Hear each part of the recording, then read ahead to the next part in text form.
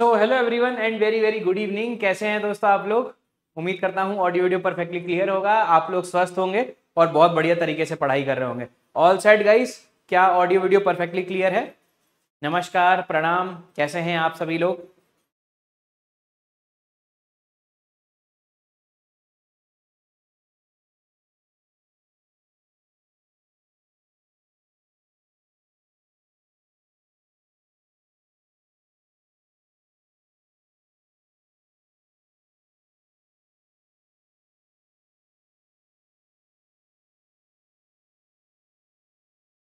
Surveying के आज के इस अध्याय में आपका मैं स्वागत करता हूं। ठीक है,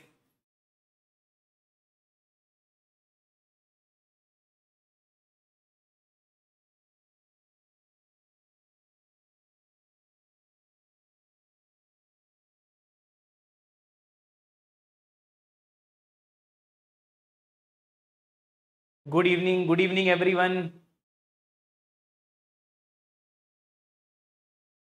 गुड इवनिंग भाई अपूर्व, गुड इवनिंग उमेश। चलिए भाई, बाकी सब लोग कहाँ रह गए? आज के लेक्चर में हम लोग पढ़ेंगे दोस्तों टेक्योमेट्री। टेक्योमेट्री के बाद एरिया वॉल्यूम और कर्व्स, एरिया वॉल्यूम और उसके बाद कॉन्टूर, फिर कर्व्स और फिर उसके बाद फोटोग्रामेट्री थ्योरी ऑफ एरर। तो बहुत जल्द, आज वेडनेसडे है, थर्सडे फ्राइडे और सैटरडे, थर्सडे फ्राइडे सैटरडे, मुझे उम्मीद है कि मैं सैटरडे तक आपका पूरा सिलेबस कवर करा दूंगा।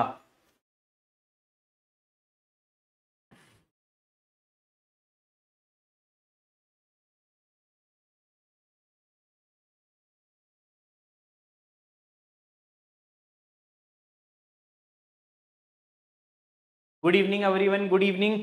फटाफट जुड़ जाइए दोस्तों, जितने भी स्टूडेंट हैं, निवेदिता, अपूर्व, उमेश,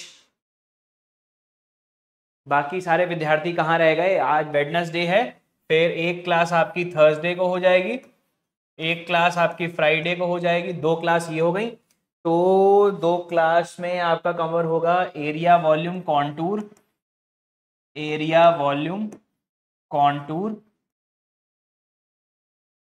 फिर एक क्लास में एरिया वॉल्यूम हो गया, कॉन्टूर हो गया, और एक क्लास आपकी मंडे हो जाएगी, उसमें मैं आपको करा दूंगा, एक हो गया एरिया वॉल्यूम कॉन्टूर, एक हो गया दोस्तों आपका कर्व्स, थ्योरी ऑफ एरर, और आपका फोटोग्रामेट्री, मंडे ट्यूसडे।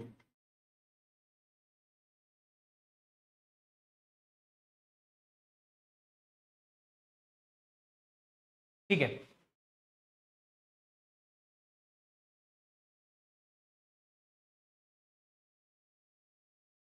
हाँ, प्लेन टेबल भी, प्लेन टेबल की थ्योरी करा दूंगा, प्लेन टेबल की थ्योरी। तो ठीक है, बड़े बड़े टॉपिक नहीं है दोस्तों, लगभग 10-12 घंटे में कवर हो जाएगा। तो 7 लेक्चर और लगेंगे और ये आपका पूरा खत्म हो जाएगा, 5 से 7 लेक्चर। ठीक है, good evening everyone, good evening, सब लोग जुड़ गए हैं। तो आज का सेशन फिर हम लोग शुरू करते हैं। ठीक है, आज का सेशन शुरू करते हैं। और देखिए दोस्तों, मैंने आप लोगों को बताया था आरआरबी जेई की वैकेंसी, आरआरबी जेई की वैकेंसी निकल चुकी है। ठीक है, उसके शॉर्ट नोटिफिकेशन आ चुका है, जैसे कल हम लोग डिस्कस कर रहे थे ना, तो उसकी वैकेंसी इंक्रीज होके आई है। ठीक है, तो लगभग 7,000 वैकेंसी आई है, तो बढ़िया वैकेंसी है दोस्तों।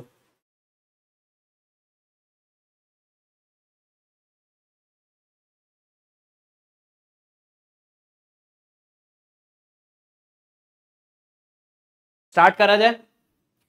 तो आप में से कितने सारे स्टूडेंट दोस्तों, आप में से कितने सारे स्टूडेंट एसएससी जेई के प्रीवियस ईयर कर रहे हैं? फटाफट बताइए मुझे। चैट क्यों नहीं आ रही यार?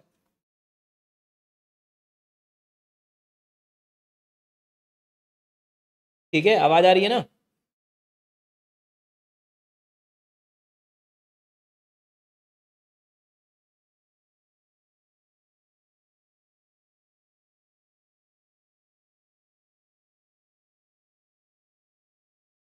आप में से कितने सारे स्टूडेंट एसएससी जेई का प्रीवियस ईयर कर रहे हैं?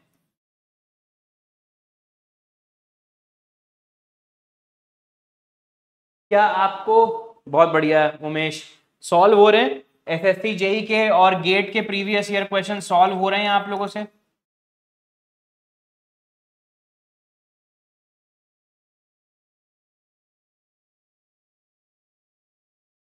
सॉल्व होंगे, आप लोग सॉल्व करो, बिल्कुल सॉल्व होंगे। एक एक क्वेश्चन दोस्तों आपका सॉल्व होगा, एसएससी जेई का भी और गेट का भी, ठीक है।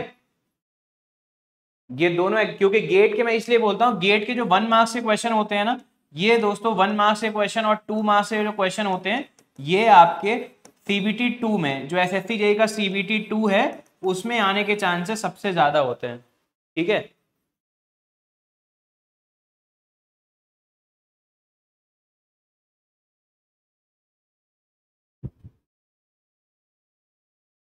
नहीं, आरआरबी जेई में जो देखो, आरआरबी जेई में टेक्निकल तो यहीं से ही पूछेगा ना भाई। सीबीटी 1 उसका नॉन टेक है, मगर सीबीटी 2 तो उसका टेक है, सीबीटी 2 तो पूरा टेक ही है ना, ठीक है। समझ में आ गया?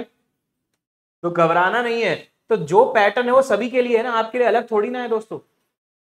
जो पैटर्न है वो सभी के लिए है। और आप अगर देखोगे ना, गुड इवनिंग भाई राहुल, आप देखोगे सिंपल मैथमेटिक्स पूछी जाती है। आप देखो, अगर आरआरबी में सिंपल मैथमेटिक्स पूछी जाती है, कोई ज्यादा hard and core tough mathematics नहीं पूछी जाती है। चलिए आज का हम लोग सेशन स्टार्ट करते हैं। आज का जो हमारा टॉपिक है दोस्तों, वो है, आज आपका है टेक्योमेट्री या टेकीमेट्री। टेक्योमेट्री,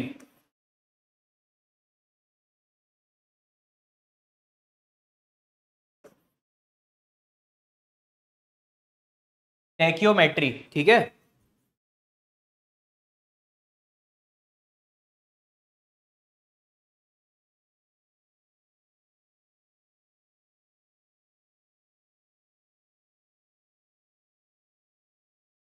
तो इसमें हम लोग क्या पढ़ेंगे, टेक्योमीटर के बारे में पढ़ेंगे।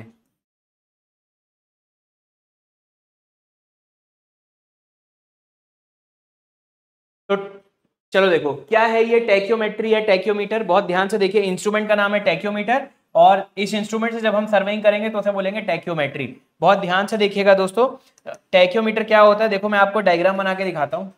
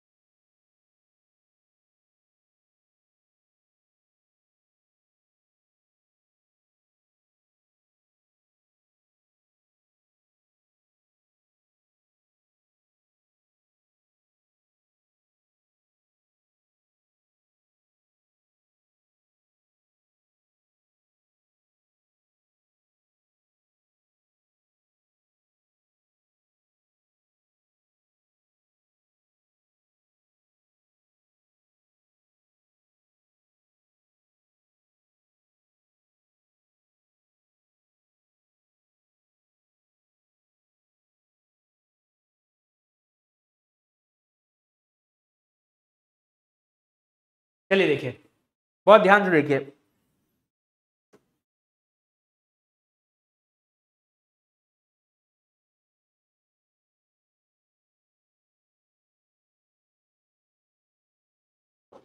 देखो, टैक्योमेट्री एक ऐसी टेक्निक है, ध्यान से सुनना दोस्तों, टैक्योमेट्री एक ऐसी टेक्निक है जिसमें, टैक्योमेट्री एक ऐसी टेक्निक है जिसमें दोस्तों हम क्या निकालते हैं, हम दोस्तों पॉइंट्स के आरएल निकालते हैं, और इंस्ट्रूमेंट से स्टाफ कितनी दूरी पर है बिना चेनिंग किए हुए ये निकाल लेते हैं, इंस्ट्रूमेंट से स्टाफ कितनी दूरी पर है। तो ये जो डिस्टेंस डी है ना, ये हम लोग निकाल लेते हैं। तो ये इसकी जो वैल्यू होती है, डी इज इक्वल टू के एस प्लस सी होती है। डी क्या है दोस्तों, डिस्टेंस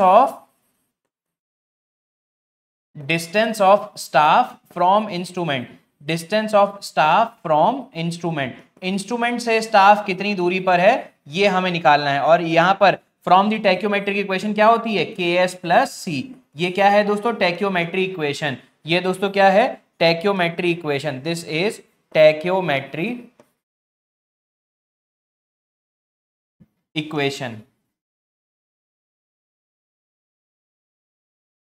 क्लियर है ये वाली बात? बहुत ध्यान से देखो, टैक्योमेट्री एक ऐसी टेक्निक है जिससे हम इंस्ट्रूमेंट से स्टाफ कितनी दूरी पर है बिना चेनिंग किए हुए निकाल लेते हैं। मतलब सिर्फ लाइट रे की मदद से हम ये निकाल लेंगे इंस्ट्रूमेंट से स्टाफ कितनी दूरी पर है। और दूसरी चीज दोस्तों कि ये टेक्निक से हम आरएल भी निकालते हैं। देखो बीच वाली जो लाइन है, बीच वाली लाइन जो है ये आरएल निकालने काम आएगी, और S1 और S3 जो है ये दोस्तों किस काम आएगी, reading S2 is known to find the RL of a point and reading S1 and S3 is used to find the distance of staff from the instrument. क्या ये बात समझ में आ गई आप लोग को, यस और नो? अब देखो और जो टेलीस्कोप होते हैं, नॉर्मल टेलीस्कोप में दोस्तों क्या होता है, नॉर्मल टेलीस्कोप में ठीक है दो क्रॉस हेयर होते हैं। यहां देखिए दोस्तों 1 2 3 4 ऐसे, मतलब सेंटर वाले के ऊपर और नीचे भी दोस्तों क्या है, टैक्योमीटर में दोस्तों क्या होते हैं, इस तरीके के क्रॉस हेयर होते हैं। मतलब आपको 3 रीडिंग लेनी है, ये बड़े वाले क्रॉस हेयर थे, ऊपर वाले और नीचे वाले क्रॉस हेयर थे, 3 रीडिंग लेनी होती है। तो 3 रीडिंग जहां अब आप लोगे तो बीच वाले क्रॉस हेयर थे S2 मिलेगी, ऊपर और नीचे वाले से आपको S1 और S3 मिलेगी। क्या ये बात समझ में आ गई है आप लोगों को? ठीक है, तो टैक्योमेट्री एक ऐसी टेक्निक है जिससे हम दोस्तों पॉइंट्स के आरएल निकालते हैं, और बिना चेनिंग के हुए ऑप्टिकल मेथड से हम ये निकालते हैं कि इंस्ट्रूमेंट से स्टाफ कितनी दूरी पर है। क्या इतनी बात समझ में आई आप लोगों को? बताइए दोस्तों, क्या ये बात समझ में आई?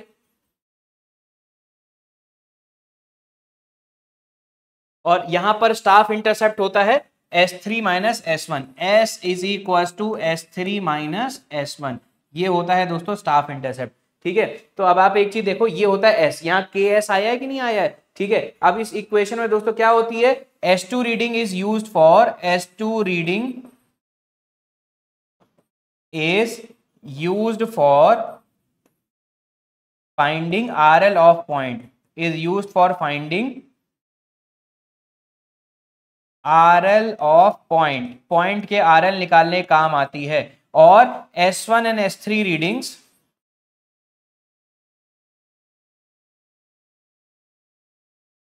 is used for finding, is used for finding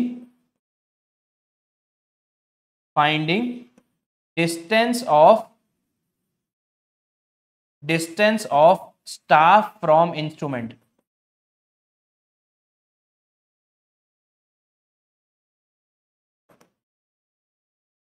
ठीक है, अभी बता रहा हूं, देखिए श्रद्धा, अभी मैंने क्या बताया कि हम इस टेलीस्कोप से देखेंगे। अब टेलीस्कोप में दोस्तों क्या है, 3 क्रॉस हेयर हैं, 1 2 3, बीच वाली से आपको S2 मिलेगी, ऊपर और नीचे वाली से आपको क्या मिलेगी, ऊपर और ये नीचे वाली रीडिंग, इनको घटा दोगे तो S मिल जाएगा।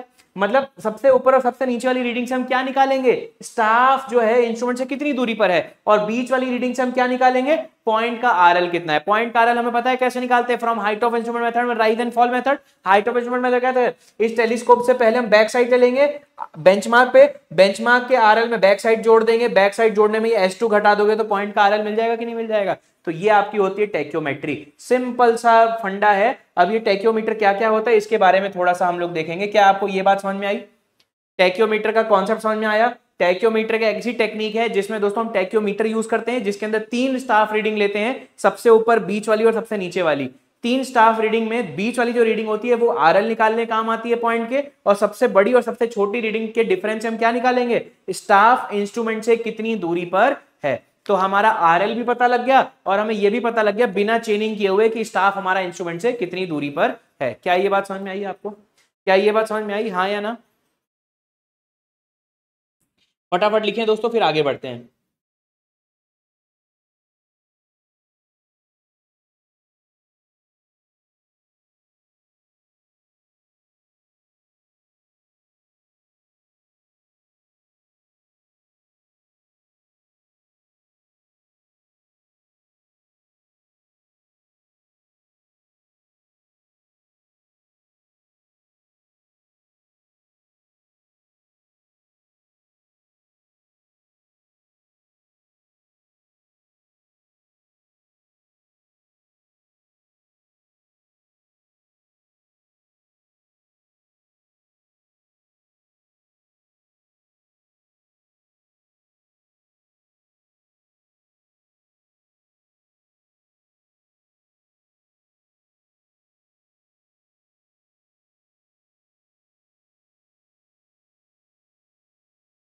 आज बहुत सारे स्टूडेंट लग रहा है रिकॉर्डेड ही देखेंगे इसे।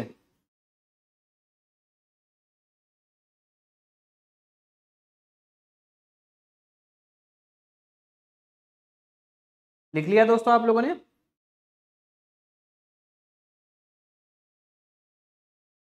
आज इस चैप्टर को हम खत्म कर देंगे। टैक्योमीटर आज खत्म हो जाएगा। थर्सडे, फ्राइडे और सैटरडे तो छुट्टी होती है।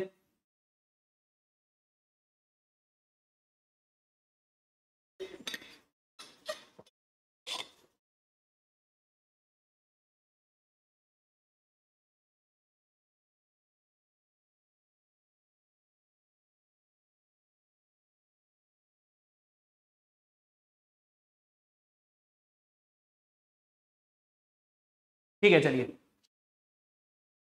आज बहुत सारे स्टूडेंट, मुझे लग रहा है रिकॉर्डेड देखिए, क्योंकि बहुत सारे स्टूडेंट आज, ठीक है, आज प्रेजेंट नहीं है, लाइव प्रेजेंट नहीं है, बट ठीक है, रिकॉर्डेड देख लेंगे, देख लें, क्योंकि एक सब्जेक्ट खत्म होने वाला है। अगला सब्जेक्ट दोस्तों हम लोग शायद स्टील शुरू करेंगे। ठीक है, चलिए देखिए आगे बढ़े दोस्तों। इसकी पूरी थ्योरी लिखा देता हूं, थोड़े से कुछ वर्ड्स हैं वो लिख लीजिए आप लोग। टैक्योमीटर एक ऑप्टिकल मेजरिंग सिस्टम है, ठीक है, और यहाँ पर जो रीडिंग होती है उसे स्टैडिया रीडिंग बोलते हैं। ठीक है, स्टैडिया रीडिंग बोलते हैं। और कुछ पॉइंट्स हैं थ्योरी वाले, वो मेरे साथ लिख लीजिए, फिर आगे इसका न्यूमेरिकल एस्पेक्ट देखते हैं। ठीक है, tacheometry is defined as optical distance measuring method. Tacheometry is defined as optical distance measuring method. Optical distance measuring method. Optical distance measuring method, ठीक है, in comparison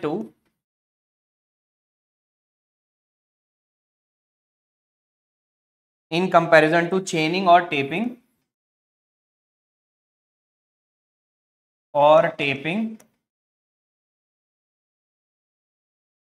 on flat ground,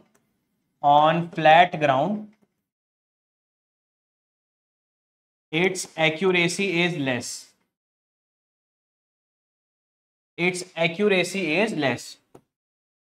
मगर जब rough terrain होता है तब इसकी accuracy ज्यादा आती है। ठीक है, मतलब जो हम लेंथ मेजर कर रहे हैं ना, स्टाफ जो है इंस्ट्रूमेंट से कितनी दूरी पर है, चेनिंग करेंगे तो एग्जैक्ट आ जाएगा। इसमें क्या होता है, कुछ अजम्पशंस होते हैं, इसीलिए एग्जैक्ट डिस्टेंस तो नहीं आती, बट हाँ more close to exact distance हमें मिल जाती है। बट जब रफ टेरेन होता है तब चेनिंग करनी बहुत डिफिकल्ट होती है। तब दोस्तों टैक्योमेट्री से हम निकाल सकते हैं स्टाफ इंस्ट्रूमेंट से कितनी दूरी पर है। क्लियर है? But on rough terrain but on rough and steep surface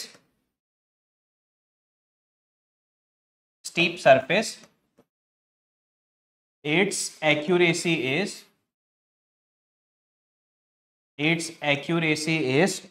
more. ठीक है, it is done with the help of device known as tachyometer. Tachyometry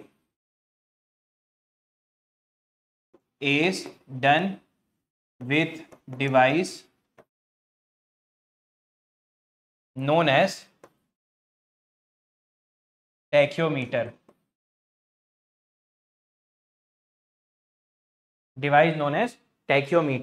ठीक है, next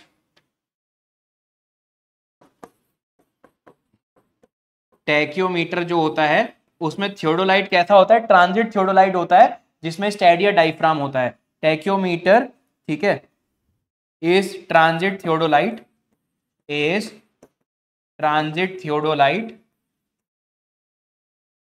fitted with Stadia diaphragm.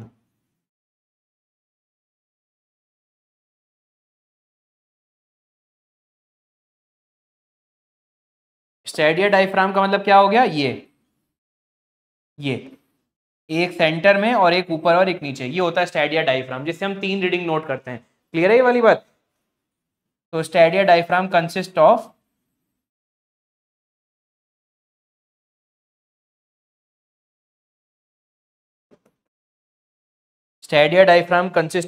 two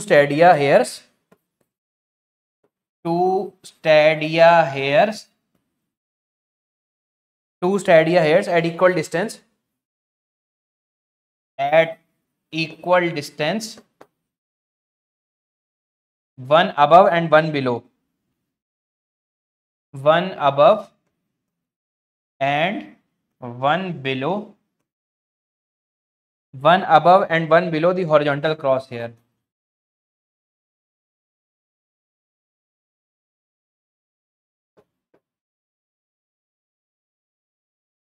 देखो इतना समझ में आया दोस्तों, इतना समझ में आ गया।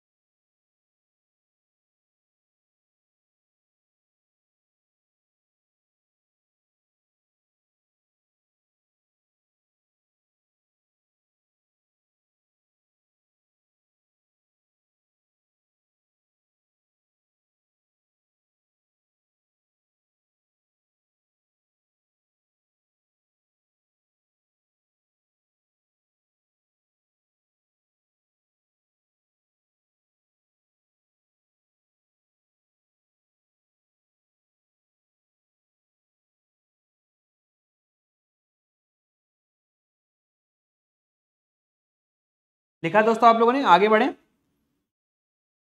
टैक्योमीटर क्या होती है तो आप हिंदी में लिख सकते हो बिना चेनिंग किए, ठीक है। Tacheometer is a technique by which RL of point is determined and without चेनिंग distance of star from instrument is determined.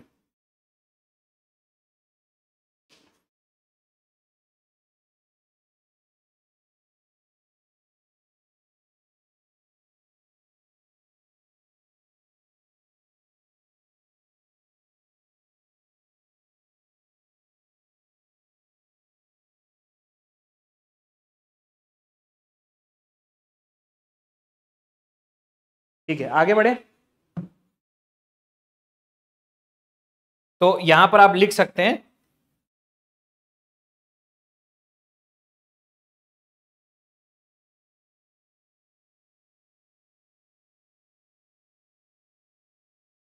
by which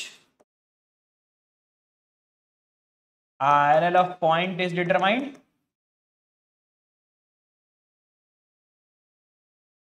and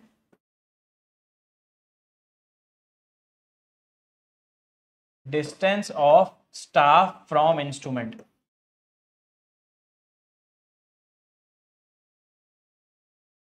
है ना, ब्रैकेट में लिख देते हैं without चेनिंग।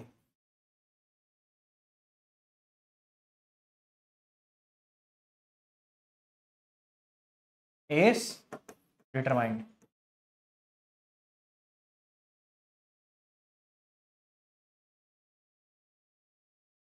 is calculated।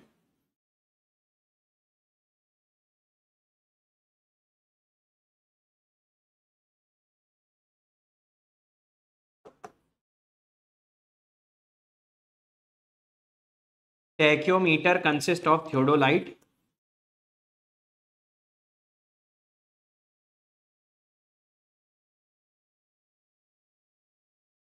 which has analectic lens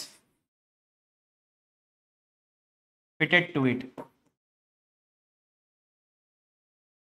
ठीक है, tacheometer consist of theodolite which has anallactic lens fitted to it. इसमें दोस्तों एनालेक्टिक लेंस फिटेड होता है जिसका, ठीक है, एडिटिव कांस्टेंट जो के होता है उसे बोलते हैं मल्टीप्लाइंग कांस्टेंट, उसे बोलते हैं मल्टीप्लाइंग कांस्टेंट जिसकी वैल्यू होती है दोस्तों 100। एक होता है सी, उसे बोलते हैं एडिटिव कांस्टेंट, उसे बोलते हैं एडिटिव कांस्टेंट, ठीक है, जिसकी वैल्यू कितनी होती है, जिसकी वैल्यू होती है 0, जिसकी वैल्यू होती है 0। टैक्योमीटर जो होता है उसमें थियोडोलाइट होती है, थियोडोलाइट में एनालेक्टिक लेंस होता है, एनालेक्टिक लेंस में उसकी जो के होती है मल्टीप्लाइंग कांस्टेंट वो 100 होती है, एडिटिव कांस्टेंट दोस्तों क्या होती है 0 होती है। क्या इतनी बात आपको समझ में आई? तो क्योंकि दोस्तों हम टैक्योमेट्री इक्वेशन से ही तो डिस्टेंस निकालेंगे, उसमें क्या है के एस प्लस सी, के एस प्लस सी है कि नहीं। तो डी बराबर क्या है दोस्तों, डी बराबर के एस प्लस सी। तो देखो के मल्टीप्लाई में हो रहा है तो के क्या है मल्टीप्लाइंग कांस्टेंट है जिसकी वैल्यू क्या होती है generally for anallactic lens for analytic lens के की वैल्यू क्या होती है, ठीक है, इस इक्वेशन में के जो है for analytic lens, for analytic lens, analytic lens में जो के की वैल्यू होती है वो 100 होती है और सी की वैल्यू क्या होती है, 0 होती है। क्या ये बात समझ में आ गई आप लोग को? हाँ या ना दोस्तों?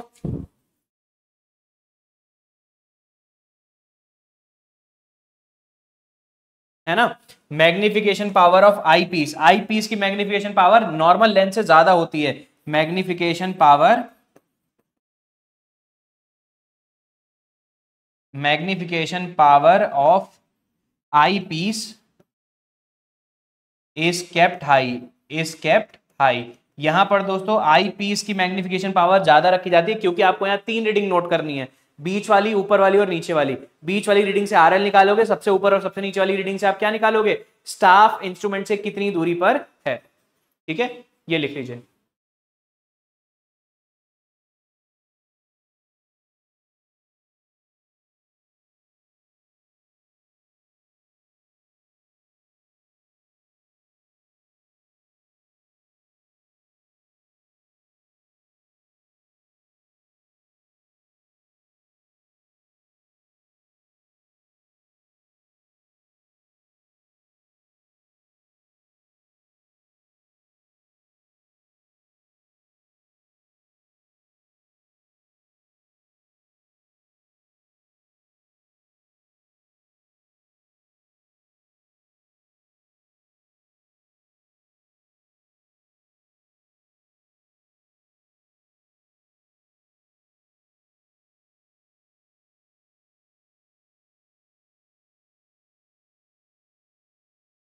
लिख लिया दोस्तों आप लोगों ने?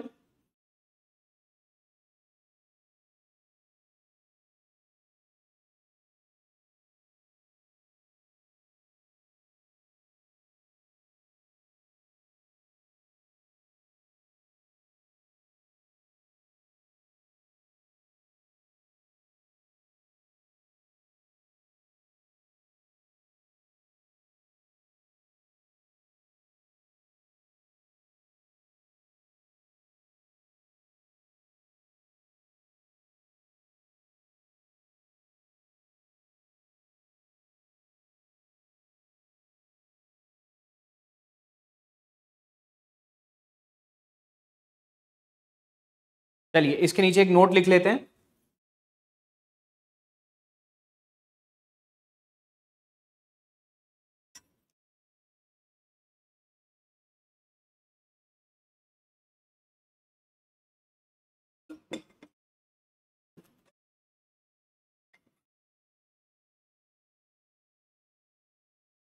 देखो यहां तक लिख लिया आप लोगों ने। अब देखो, अगर आपके स्टाफ की दूरी इंस्ट्रूमेंट से 100 मीटर तक है, 100 मीटर तक है, तो नॉर्मल आप स्टाफ यूज कर सकते हो। बट अगर आपके स्टाफ की दूरी इंस्ट्रूमेंट से 100 मीटर से ज्यादा है तो मार्किंग देखने में ना दिक्कत आती है, मार्किंग विजिबल नहीं होती, डिस्टिंक्ट मार्किंग आपको नहीं दिखेगी। उस केस में स्टैडिया स्टाफ हम लोग यूज करते हैं। स्टैडिया स्टाफ कैसा होता है वो मैं अभी आपको बताता हूं। ठीक है, ये आप नोट के फॉर्म में अगला पॉइंट लिख लीजिए। नोट क्या है अगला पॉइंट, देखो बहुत ध्यान से। अगला पॉइंट जो है नोट में वो है up to a distance of 100 metre normal staff can be used. Up to a distance of 100 metre in tacheometry normal staff can be used. Up to a distance of, up to a distance of 100 metre, up to a distance of 100 metre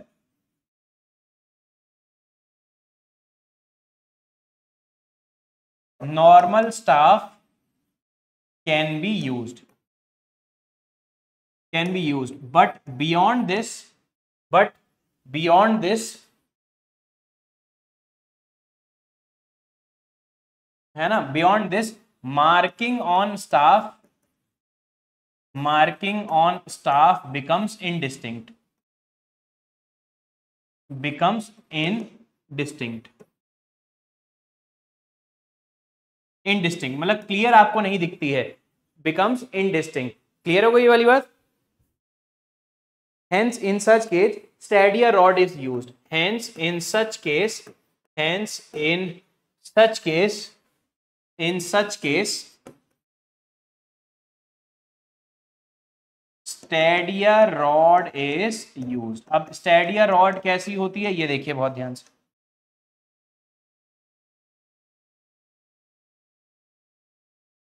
Stadia rod आपकी कुछ ऐसे होती है।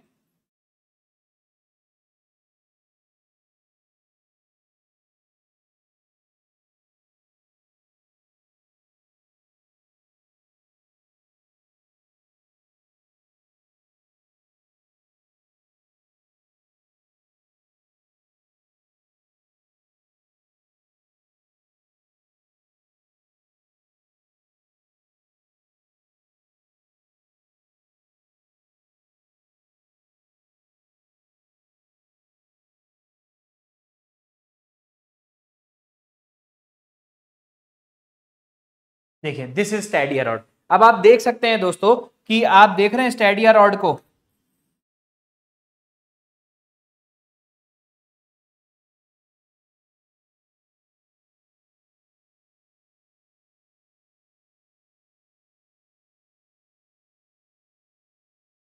This is Stadia rod. आप देखो बहुत ध्यान से, इस नॉर्मल जो स्टाफ है उसको पढ़ने में ये स्टेडिया रॉड है, दिस इज स्टेडिया रॉड। अब आप देखो बहुत ध्यान से दोस्तों, स्टेडिया रॉड जब आपका डिस्टेंस बहुत दूर है, डिस्टेंस अगर बहुत दूर है ना दोस्तों, तो ये रीडिंग पढ़ना थोड़ा सा डिफिकल्ट हो जाता है। देखो ये रीडिंग ना पढ़ना थोड़ा सा डिफिकल्ट हो जाता है। जैसे अगर मैं आपसे बोलूं कि यार ये रीडिंग पढ़ो,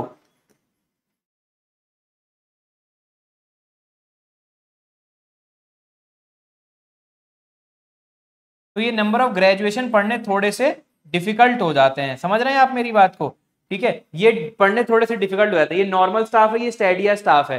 क्लियर है ये वाली बात? तो देखो इसमें एक तरफ इधर रीडिंग है, फिर अगली रीडिंग उस तरफ है, तो आप आराम से पढ़ सकते हो। लेफ्ट राइट में है तो आप आराम से पढ़ सकते हो कि नहीं पढ़ सकते हो। जब रीडिंग इधर है कि उधर है, तो आप क्या पर मतलब बहुत दूरी जब स्टाफ पर है तो स्टाफ रीडिंग पढ़ना थोड़ा सा आसान हो जाता है। किसमें? स्टेडिया रॉड में, as compare to normal staff. Yes और नो गाइस?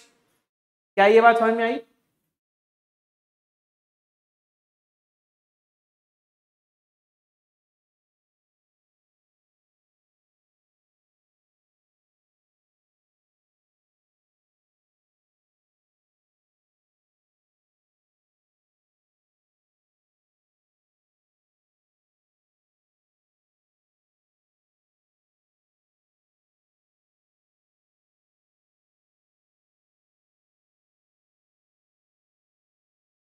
ये नॉर्मल स्टाफ है। अब मतलब बिल्कुल मैंने आपको क्या है एग्जैक्ट तो नहीं बना पाया हूं ये, मगर सब इक्वल होते हैं। ये नॉर्मल स्टाफ है,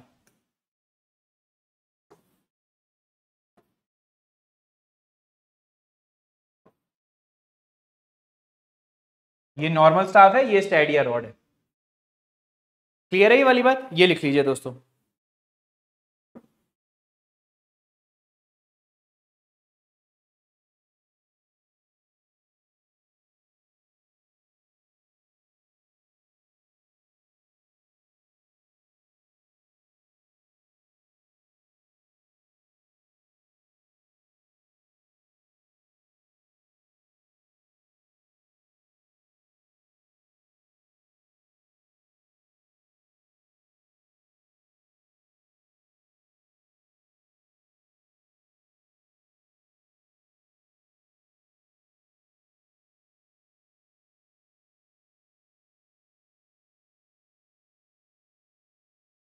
आगे बढ़े।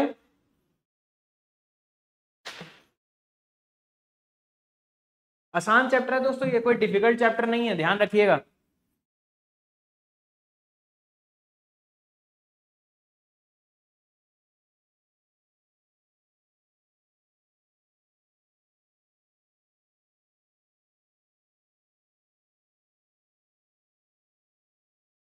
लिखा दोस्तों?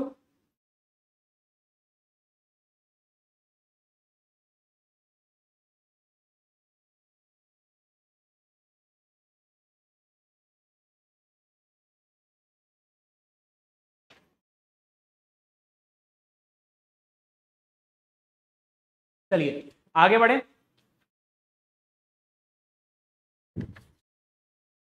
अगला टॉपिक है इसी में ही, method of tacheometry. Method of tacheometry देखो बहुत ध्यान से। दो तरीके से हम लोग दोस्तों टेक्योमेट्री करते हैं। अब टैक्योमेट्री जब भी मैं आपसे बोलूंगा, टैक्योमेट्री जब भी मैं बोलूंगा तो इसका मतलब क्या हो गया कि आपको आरएल निकालना है और साथ ही साथ आपको क्या निकालना है, स्टाफ की दूरी इंस्ट्रूमेंट से। ठीक है, स्टाफ की दूरी दोस्तों किससे, इंस्ट्रूमेंट से। यस और नो? तो इसमें होता है tacheometry can be done by, tacheometry can be done by following method. Following method, देखो ये ध्यान से सुनना, ये क्वेश्चन पूछा गया है, ये बहुत इंपॉर्टेंट है। पहला है दोस्तों स्टैडिया मेथड। स्टैडिया मेथड देखना दोस्तों एक मिनट बहुत ध्यान से, स्टैडिया मेथड ध्यान से सुनना दोस्तों, स्टैडिया मेथड क्या होता है। फर्स्ट इज स्टैडिया मेथड, है ना। स्टैडिया मेथड में भी दो आते हैं, मूवेबल हेयर मेथड और फिक्स्ड हेयर मेथड। ठीक है, इसमें भी दो आते हैं, पहले लिख देता हूं फिक्स्ड हेयर मेथड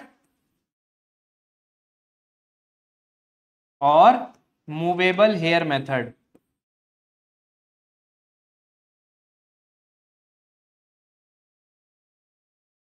चलो देखो,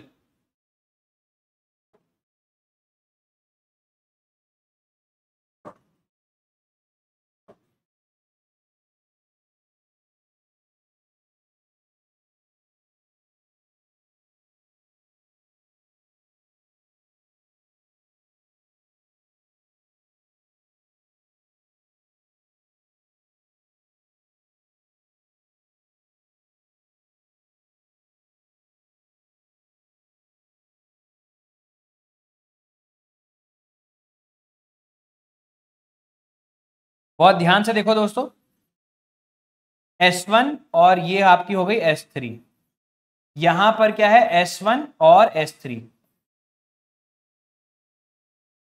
ये दोस्तों है fixed hair method. This is fixed hair method. अब फिक्स्ड हेयर मेथड में दोस्तों क्या होता है, बहुत ध्यान से देखिएगा, ये जो इंटरसेप्ट है ये दोस्तों आपका क्या है, S है, और ये इंटरसेप्ट S डैश है। आप देखो बहुत ध्यान से,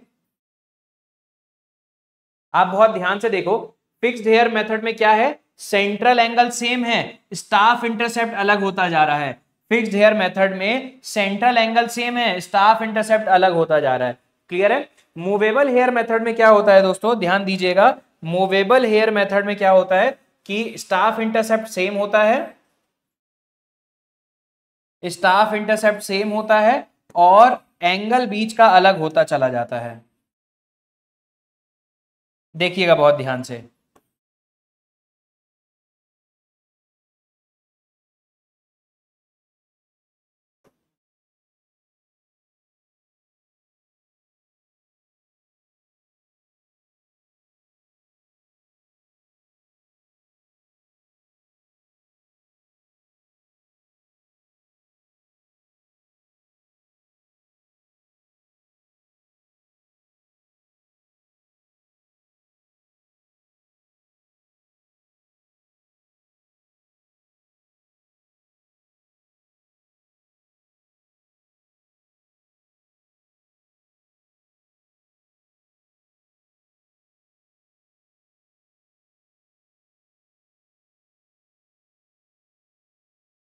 ये क्वेश्चन पूछा जाता है अक्सर एग्जाम में दोस्तों, अक्सर एग्जाम में ये क्वेश्चन पूछा जाता है। बहुत ध्यान से देखिएगा दोनों मेथड, ये क्या है दोस्तों, मूवेबल हेयर मेथड। मतलब इसमें क्या करते हैं, टेलीस्कोप में लेंस को आगे पीछे करते हैं ताकि सेम रीडिंग यहां पर भी दिखे। ठीक है, जो रीडिंग यहां दिखी है सेम रीडिंग यहां पर दिखे। अब होता क्या है, रेस के बीच का एंगल डिफरेंट हो जाता है, इसे बोलते हैं मूवेबल हेयर मेथड, जिसे बोलते हैं मूवेबल हेयर मेथड। और फिक्स्ड हेयर मेथड में क्या होता है दोस्तों, टेलीस्कोप में जो डायफ्राम होता है उसे रोटेट आगे पीछे नहीं करते हैं। ठीक है, मगर देखो क्या होता है कि यहां पर स्टाफ रखा तो ये और ये रीडिंग मिली, यहां स्टाफ रखा ये और ये रीडिंग मिली, तो ये थोड़ा सा इजी होता है। ठीक है, as compare to movable hair. ये क्या है दोस्तों, this is fixed hair method, this is fixed hair method. क्या ये दोनों समझ में आए, आ रहे हैं समझ में? टैक्योमेट्रिक एक टेक्निक होती है जिससे हम क्या निकालते हैं, एक तो आरएल ऑफ द पॉइंट निकालते हैं और स्टाफ कितनी दूरी पर इंस्ट्रूमेंट से वो निकालते हैं। इसको करने का दो तरीका, मूवेबल हेयर मेथड और fixed hair method. Fixed hair method में क्या होता है, आप डायफ्राम को आगे पीछे नहीं करते हो, ठीक है, एक ही जगह रहता है और अलग अलग जगह अलग अलग स्टाफ रीडिंग मिलती है, मगर सेंट्रल एंगल क्या है, सेम है। मगर मूवेबल हेयर मेथड में दोस्तों क्या होता है कि आपको ये एंगल डिफरेंट रखना होता है मगर स्टाफ इंटरसेप्ट हर जगह सेम रखनी होती है। क्या दोस्तों ये दोनों पॉइंट समझ में आए, हाँ या ना? समझ में आ रहे हैं, यस और नो? तो फिक्स्ड एयर मेथड में लिख देता हूं, when Stadia angle, when Stadia angle, when stadia angle is kept constant, is kept constant मतलब कि alpha is kept constant and staff intercept is varied from, and staff intercept is varied from, staff intercept is varied from s to s dash, s to s dash. This type of steady method is, this type of stadia method is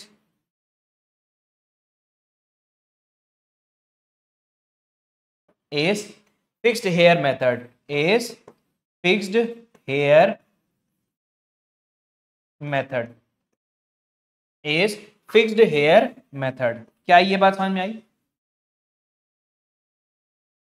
क्या ये बात समझ में आ गई? ठीक है, अब movable hair method लिख देता हूं, फिर आप लोग पूरा लिख लीजिएगा। इफ स्टेडिया एंगल, इफ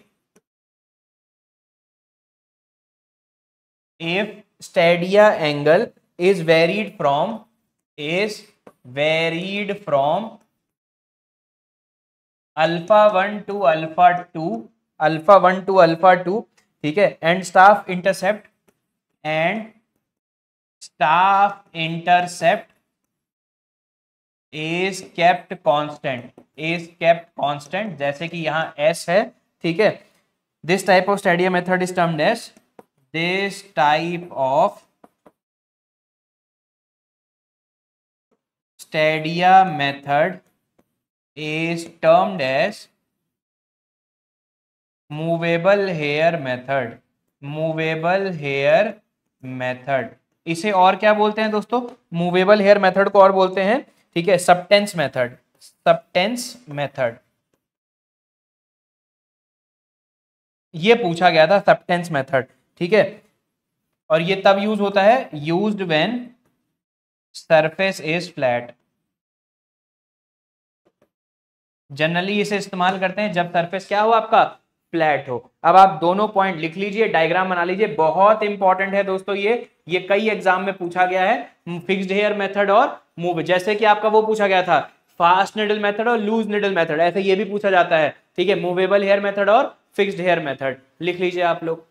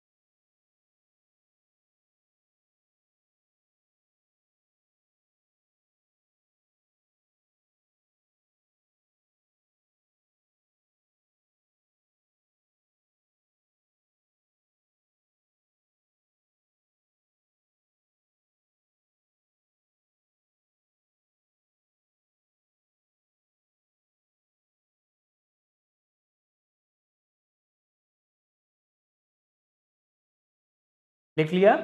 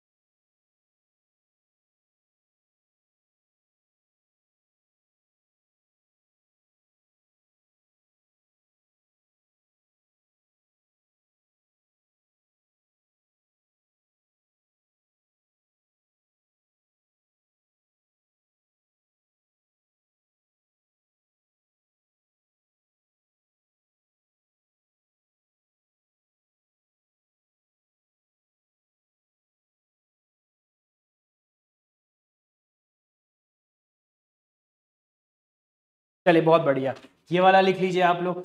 ये अंतर समझ में आया ना आप सभी को?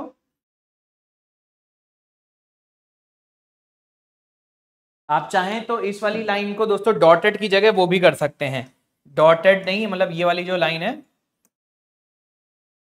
इस लाइन को आप ऐसे वाली लाइन भी, मतलब ये वाली लाइन भी कर सकते हैं।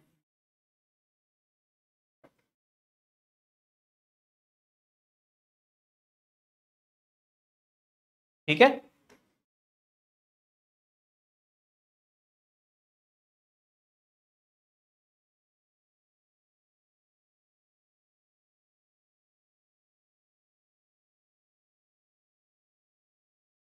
सबटेंस मेथड ध्यान रखिएगा, अंडरलाइन कर लीजिएगा, ये पूछा गया एग्जाम में। What do you mean by subtense method?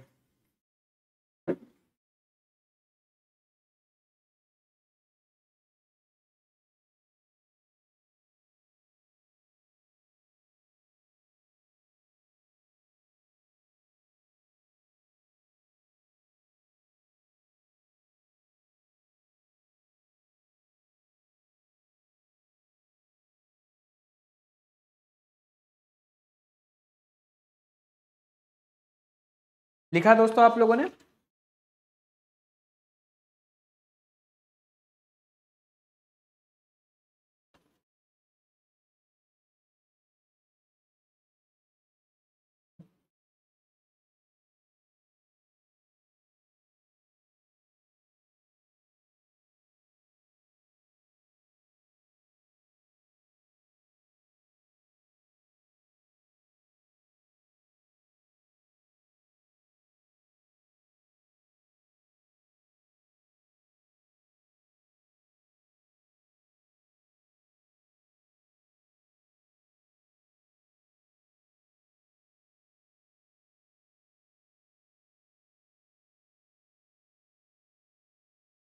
चलिए आगे बढ़ा जाए।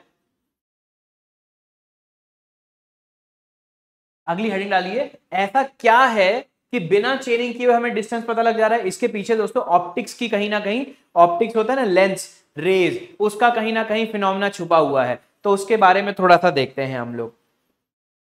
ये लिखा आप लोगों ने?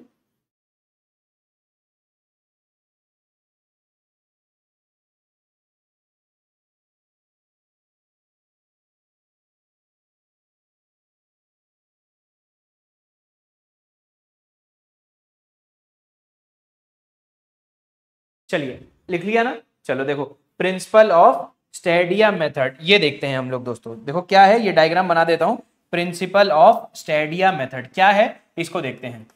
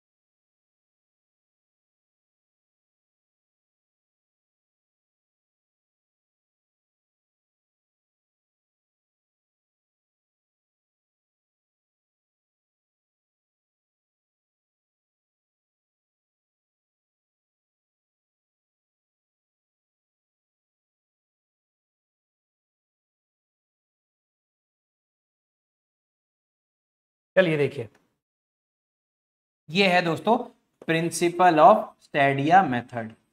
प्रिंसिपल ऑफ स्टैडिया मेथड देखिए बहुत ध्यान से। अब हम आ गए हैं दोस्तों अपने मुद्दे पर।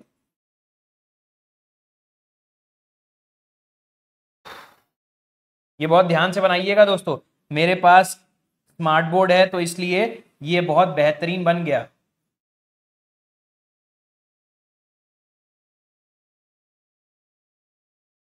ठीक,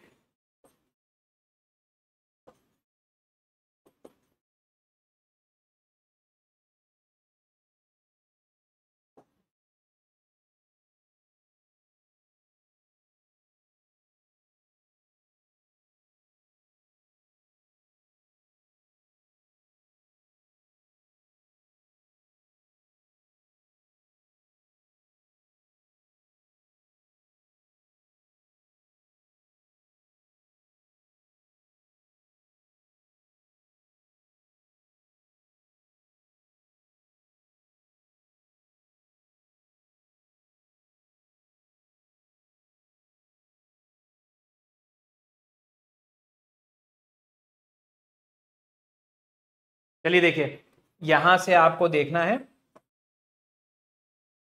ये इमेज बनी है, ये आपकी इमेज बनी है, ये आपका ऑब्जेक्ट है। ठीक है, ये आपका ऑब्जेक्ट है, ये आपकी इतनी इमेज बनी है। तो यहाँ टेलीस्कोप से आपको 3 रीडिंग दिखेंगी, बीच वाली, ऊपर वाली और नीचे वाली। बात समझ में आ गई? सेंटर के लेंस पे जो भी रे जाती है वो डिफ्लेक्ट नहीं होती है, हमने सीखा था। ठीक है, ऑप्टिकल सेंटर से जो भी लाइन जाती है वो डिफ्लेक्ट नहीं होती। जैसे ये लाइन गई, कोई डिफ्लेक्ट नहीं हुई। ठीक है, ये वाली लाइन गई, डिफ्लेक्ट नहीं हुई। मगर जब सेंटर से ऊपर जाती है, जितना एज के पास रहती है उतना ज्यादा डिफ्लेक्ट होती है, जितना एज के पास है उतना ज्यादा डिफ्लेक्ट होगी। तो ये रे कहां मिल रही है उसे बोलते हैं फोकस। ये रे कहां मिल रही है? फोकस। बात समझ में आ गई आप लोगों को? ये ऑप्टिकल सेंटर है, तो ऑप्टिकल सेंटर से फोकस कितनी दूरी पर है? एफ डिस्टेंस, इसे फोकल लेंथ बोलते हैं। ऑप्टिकल सेंटर से इमेज, आपका ऑब्जेक्ट कितनी दूरी पर है उसे यू बोलेंगे। ऑप्टिकल सेंटर से इमेज कितनी दूरी पर बन रही है, वो ये डिस्टेंस है। क्लियर है ये वाली बात? ये डायग्राम बनाइए, वी और यू। ठीक है, क्या ये बात समझ में आई?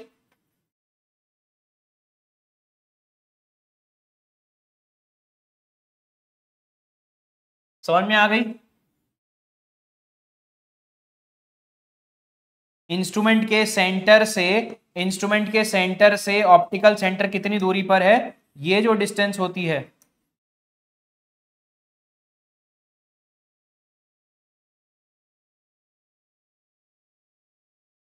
इसे बोलते हैं डी। ठीक है, यहां पर जितनी भी सारी चीजें हैं वो मैं लिख देता हूं। देखो, यहां जितनी भी सारी चीजें हैं वो मैं लिख देता हूं। इसी डायग्राम से अब हम ऑप्टिक्स का प्रिंसिपल समझेंगे। आई क्या है दोस्तों? Size of image, size of image. और एस क्या है दोस्तों? Size of object, size of object. ठीक है, वी क्या है? Distance of image from optical centre, distance of image from optical centre, या फ्रॉम लेंस बोल दीजिए, from optical centre of lens, optical centre of lens. ठीक है, और कौन सा लेंस? ठीक है, objective, optical centre of objective. Objective और ज्यादा बेहतर वर्ड है ऑब्जेक्टिव, या लेंस भी बोल सकते हैं। यू क्या है? Distance of object from lens. कौन सा लेंस? ऑब्जेक्टिव। ब्रैकेट में लिख देता हूं ऑब्जेक्टिव। उसके बाद एफ क्या है? फोकल लेंथ है, focal length of the image mirror, focal length है आपके इस टेलीस्कोप का। डी क्या है? Distance of instrument from, distance of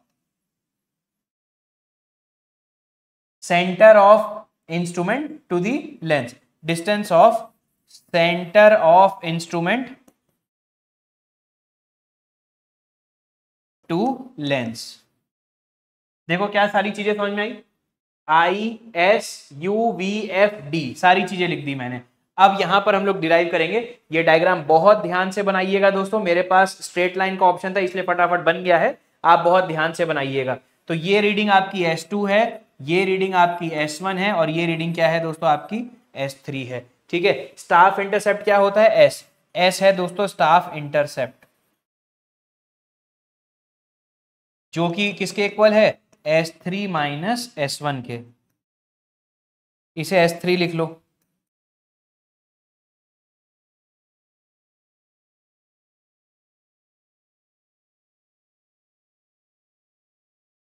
S3 और S1, ठीक है। S की वैल्यू क्या है, S3 माइनस S1 है, S3 माइनस S1 है।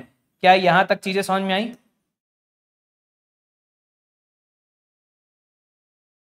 ये लिख लीजिए दोस्तों आप लोग।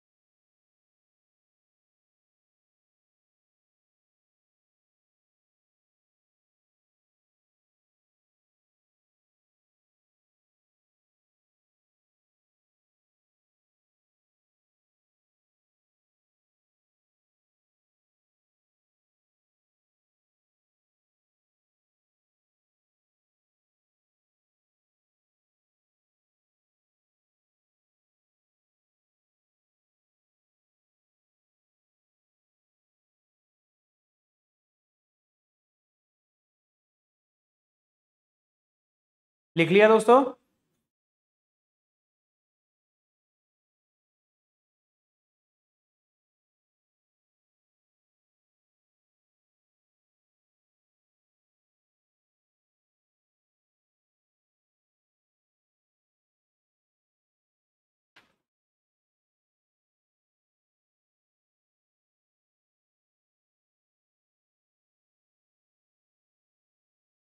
बढ़िया।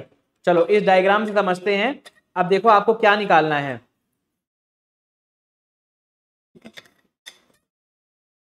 अभी नहीं लिखा, कोई बात नहीं।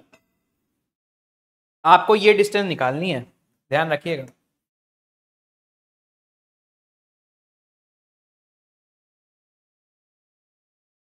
ये क्या है, एक्सिस ऑफ इंस्ट्रूमेंट।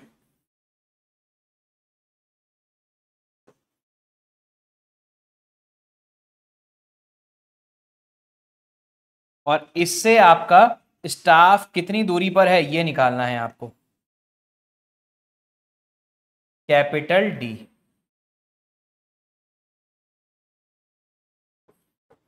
ये निकालना है दोस्तों, कैपिटल डी। इंस्ट्रूमेंट से स्टाफ कितनी दूरी पर है ये निकालना है। तो देखो बहुत ध्यान से,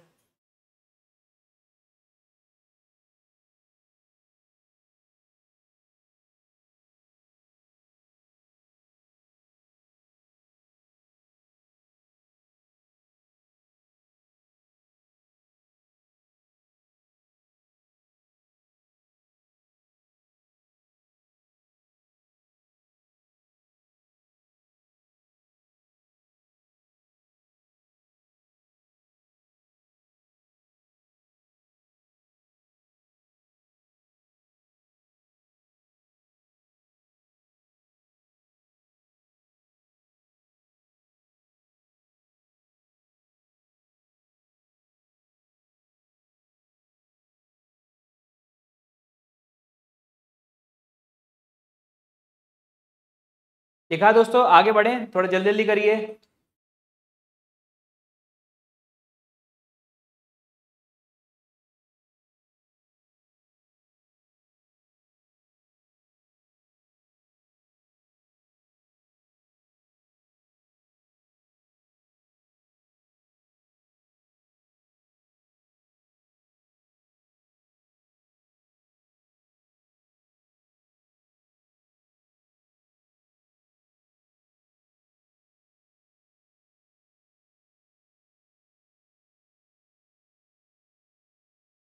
चलिए आगे बढ़े।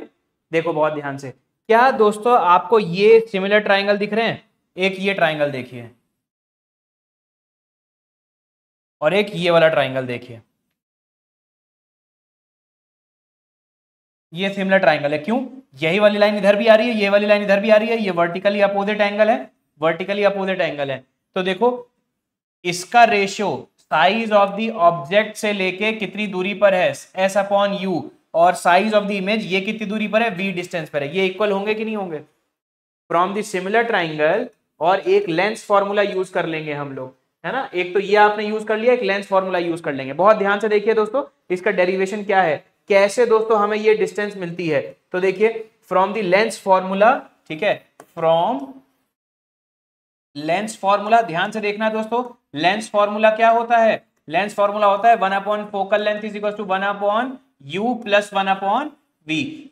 ऑब्जेक्ट लेंस से कितनी दूरी पर है, 1 अपॉन इमेज लेंस से कितनी दूरी पर है, इमेज लेंस से कितनी दूरी पर है ना। एक तो ये है दोस्तों, क्या है, लेंस फॉर्मूला है। और एक क्या चीज आती है, from similar triangle.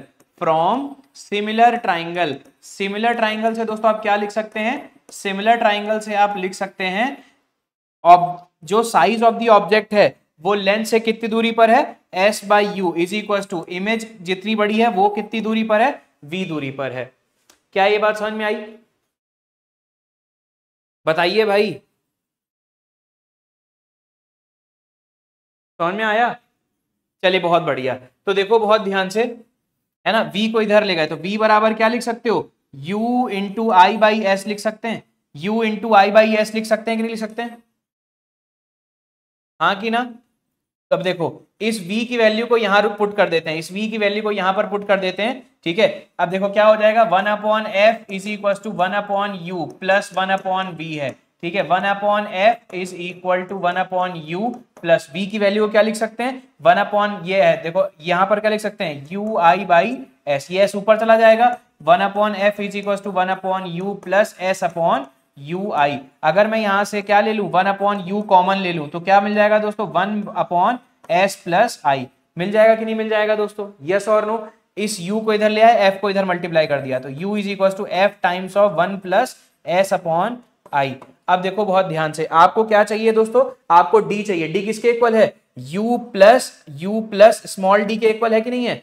Capital D किसके इक्वल है, u प्लस स्मॉल डी, मतलब स्टाफ इंस्ट्रूमेंट के एक्सिस से कितनी दूरी पर है, u प्लस डी लिख सकता हूं कि नहीं लिख सकता हूं, हाँ या ना? तो कैपिटल डी बराबर क्या होता है, कैपिटल डी बराबर क्या है, u प्लस स्मॉल डी है।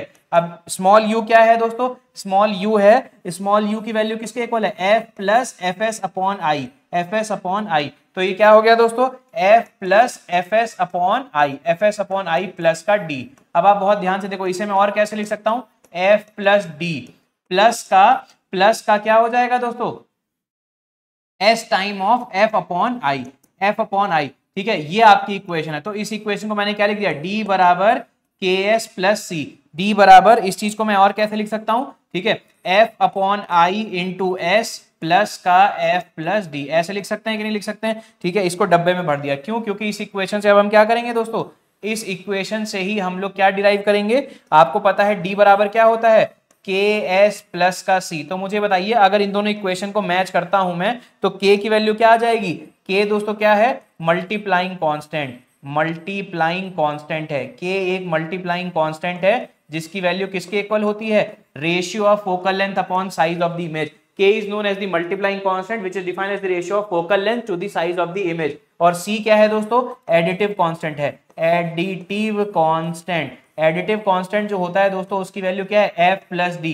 f प्लस डी किसके इक्वल है, देखो बहुत ध्यान से, f प्लस डी मतलब इंस्ट्रूमेंट एक्सिस से आपका इमेज कितनी दूरी पर बन रही है, वो होता है एडिटिव कांस्टेंट। इंस्ट्रूमेंट एक्सिस से इमेज कितनी दूरी पर बन रही है, वो होता है दोस्तों एडिटिव कांस्टेंट। और ratio of focal length to the size of the image क्या होता है दोस्तों, ये होता है मल्टीप्लाइंग कांस्टेंट। क्या यह सारी बात समझ में आ गई? ठीक है, तो लेंस इंक्लूडेड है, ठीक है, लेंस की प्रॉपर्टी आपको पता होती है, वहां से आप कहां पर पहुंच गए दोस्तों, के डी इज इक्वल टू के एस प्लस आई। तो बिना चेनिंग के आपने ये निकाल लिया, सिर्फ कुछ चीजें नोट करके। क्या नोट करी आपने, फोकल लेंथ क्या है और लेंस का, उसके बाद साइज ऑफ द इमेज कितनी है, साइज ऑफ द ऑब्जेक्ट कितना है। अगर ये चीज आपको पता है, स्टाफ इंटरसेप्ट अगर आपको पता है, तो आप के एस प्लस सी निकाल सकते हैं। फोकल लेंथ अगर आपको पता है और स्मॉल डी आपको, अगर ये सारी चीजें पता है तो आप निकाल सकते हैं।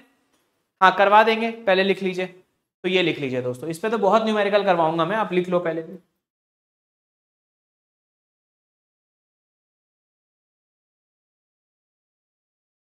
हाँ न्यूमेरिकल इसमें कई आते हैं, हर एग्जाम में पूछा जाता है यार।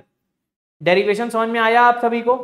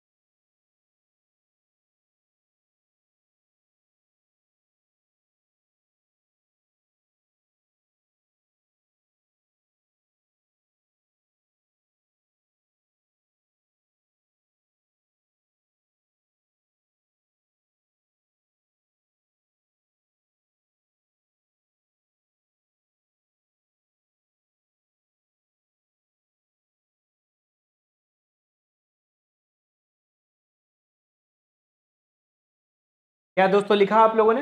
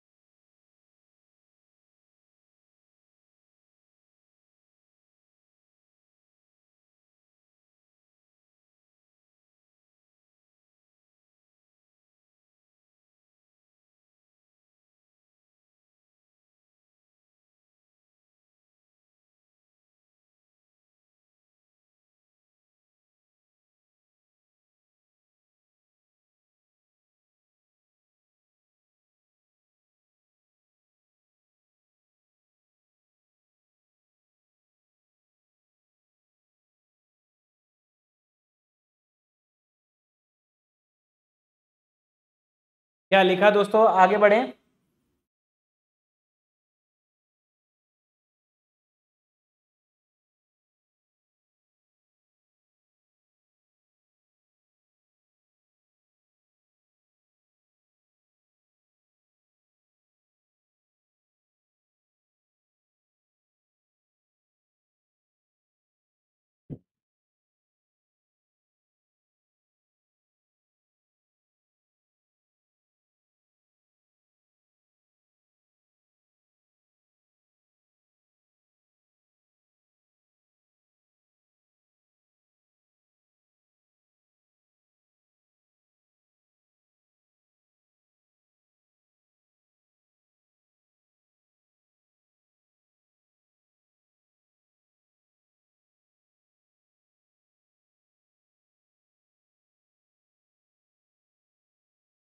ठीक है आगे बढ़ते हैं दोस्तों, ठीक है ना।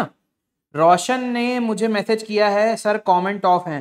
कमेंट आ तो रहे हैं रोशन, कमेंट तो आ रहे हैं दोस्त।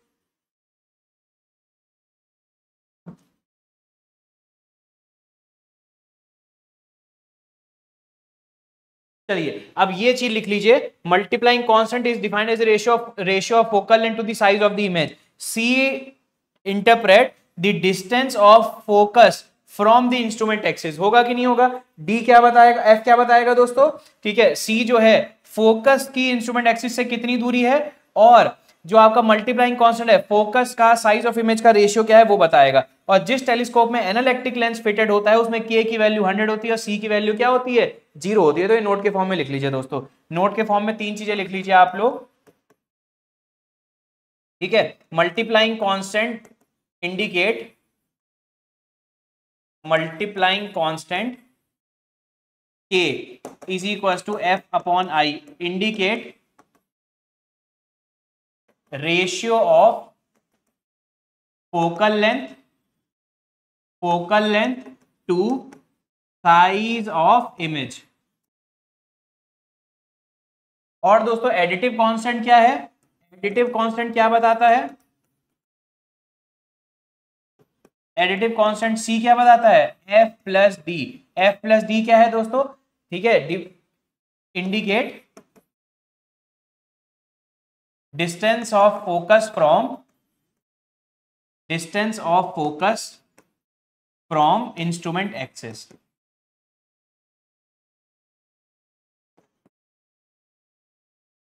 है ना, instrument fitted with anallactic lens have multiplying constant k is equals to 0 and k is equals to 100 and c is equals to 0। तो मतलब d की वैल्यू क्या हो जाएगी, d की वैल्यू क्या हो जाएगी, d की वैल्यू हो जाएगी k इंटू एस प्लस का c, मतलब क्या हो जाएगा 100s प्लस का c। और s क्या है दोस्तों, स्टाफ इंटरसेप्ट, s क्या है, स्टाफ इंटरसेप्ट जिसकी वैल्यू क्या है S3 माइनस S1। क्या ये बात समझ में आई? अब देखो एक और चीज देखो दोस्तों, अगर एनालिटिक लेंस है दोस्तों, अगर एनालिटिक लेंस है, ध्यान दीजिएगा,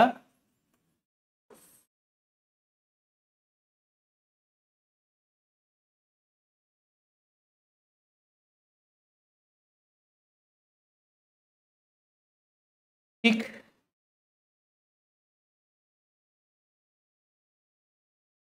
चलो देखो ये दूरी क्या है,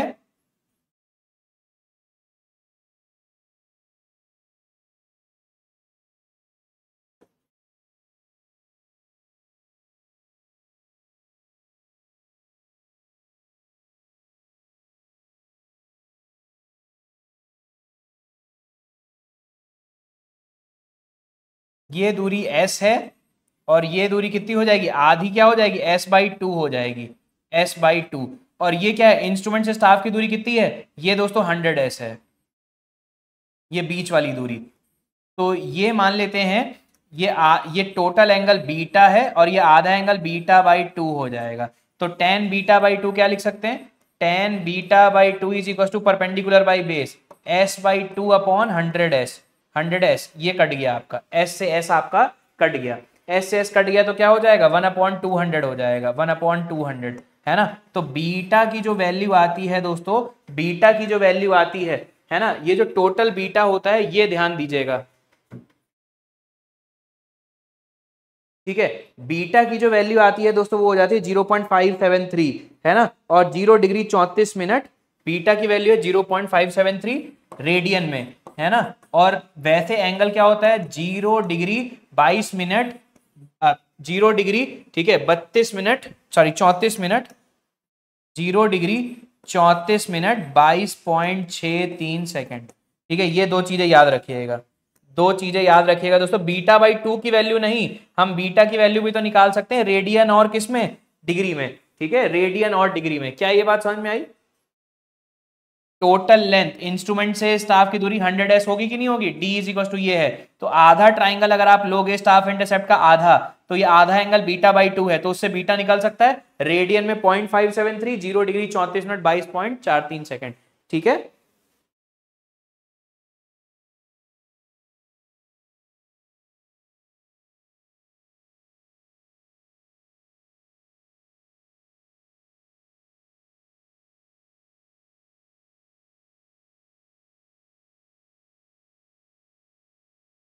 ठीक है, लिखा दोस्तों आप लोगों ने?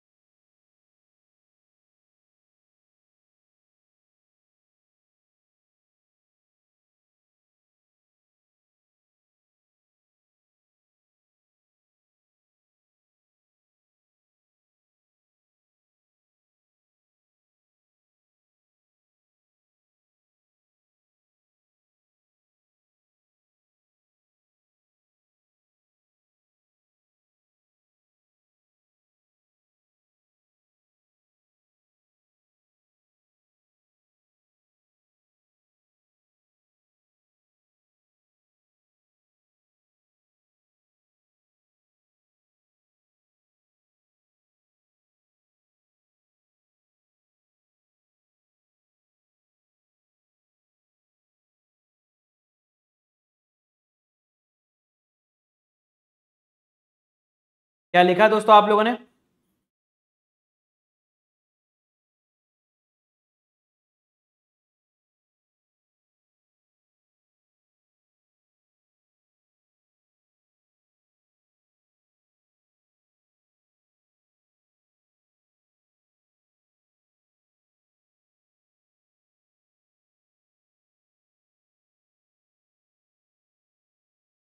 यहां तक कोई दिक्कत?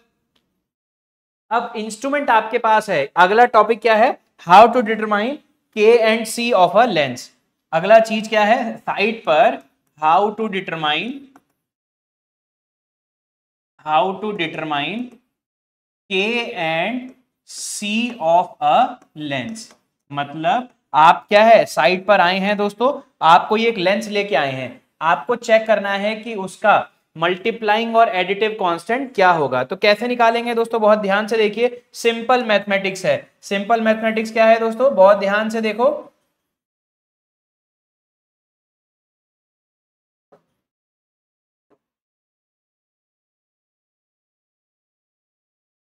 तो इंस्ट्रूमेंट को आप क्या करोगे, आप यहां पर इंस्ट्रूमेंट को रखोगे और फिर दो जगह स्टाफ रीडिंग लोगे, एक यहां ले लिया आपने और यहां रीडिंग ले ली। देखो बहुत ध्यान से दोस्तों, ठीक है, आपको यहां पर क्या करना है, आपको लेंस का क्या निकालना है, लेंस का दोस्तों आपको निकालना है के और सी क्या होगा, लेंस का निकालना है के और सी क्या होगा, ये निकालना है। देखो बहुत ध्यान से,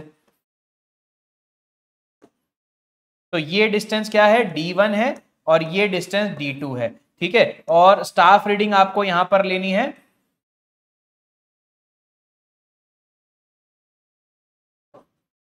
देखो यहां स्टाफ रीडिंग मान लेते हैं ये S है और यहां स्टाफ इंटरसेप्ट कितना है, S डैश है। अब साइड आपको नोन वैल्यूज क्या है, नोन वैल्यूज, ठीक है, नोन वैल्यू क्या क्या है साइड पर। अब एक देखो नोन वैल्यूज क्या है, D1 और D2 ये नोन वैल्यू है, आप साइड पर मेजर कर सकते हो। और स्टाफ इंटरसेप्ट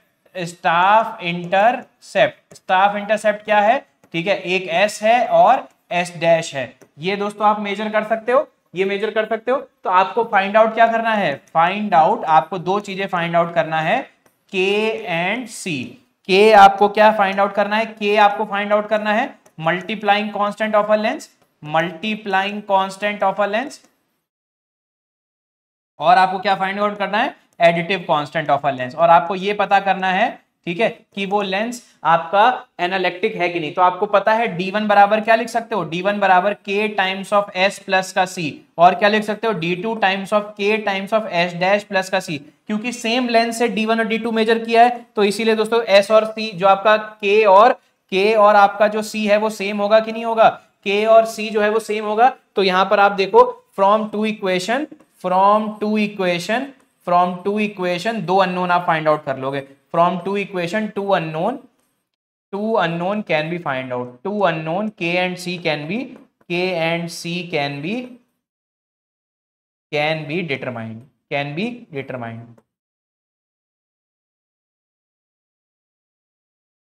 क्या ये बात समझ में आई? हाँ या ना?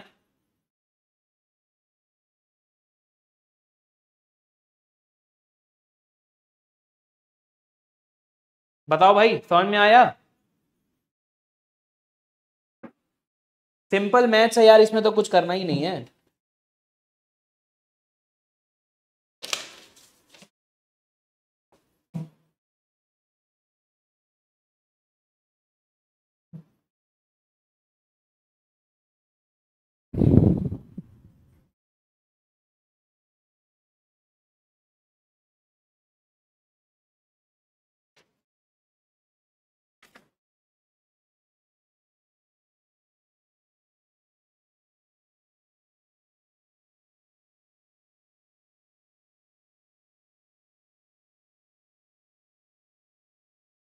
बताइए भाई, जितने भी स्टूडेंट लाइव देख रहे हैं, क्या ये आपको समझ में आया? इसके ऊपर क्वेश्चन करेंगे आप लोग।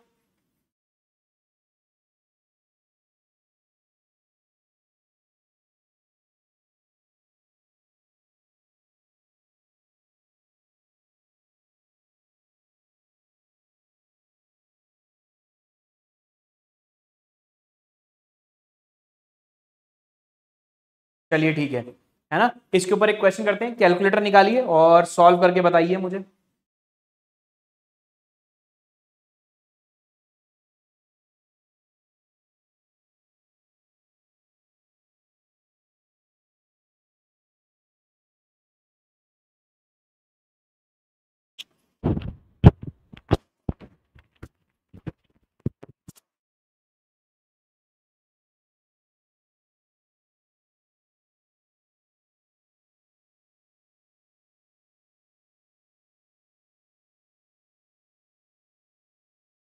ठीक है, चलिए देखिए, इसके ऊपर एक क्वेश्चन करते हैं सिंपल सा, और ये कॉन्सेप्ट आपका कवर हो जाएगा। देखो क्या दिया हुआ है।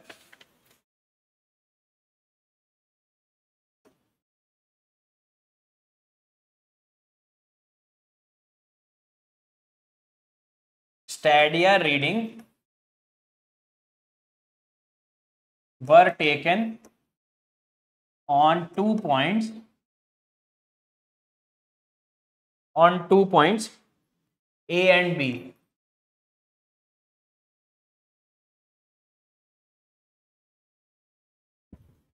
Calculate K and C of a lens. Is lens analectic? आपको बताना है क्या लेंस एनालेक्टिक है, और रीडिंग आपको क्या दी हुई है? ए, पी। ठीक है, डिस्टेंस आपको दिया हुआ है, डिस्टेंस आपका जो है, ठीक है, स्टाफ का इंस्ट्रूमेंट से, distance of staff from instrument, distance of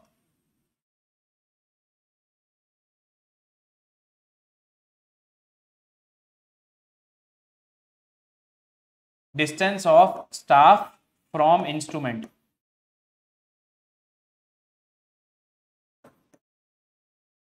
120 metre, और एक है दोस्तों 200 मीटर। और स्टैडिया रीडिंग क्या है दोस्तों? स्टैडिया रीडिंग आपको दी गई है,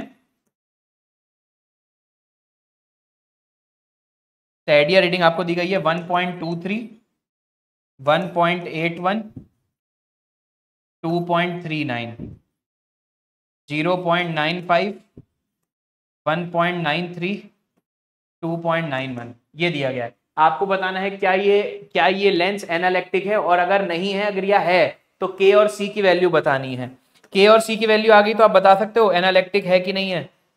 बिल्कुल बता सकते हैं। क्या के की वैल्यू 100 है, क्या के की वैल्यू कुछ और है, या सी की वैल्यू 0 है, या कुछ और है, ये बताना है आपको। निकालिए फटाफट।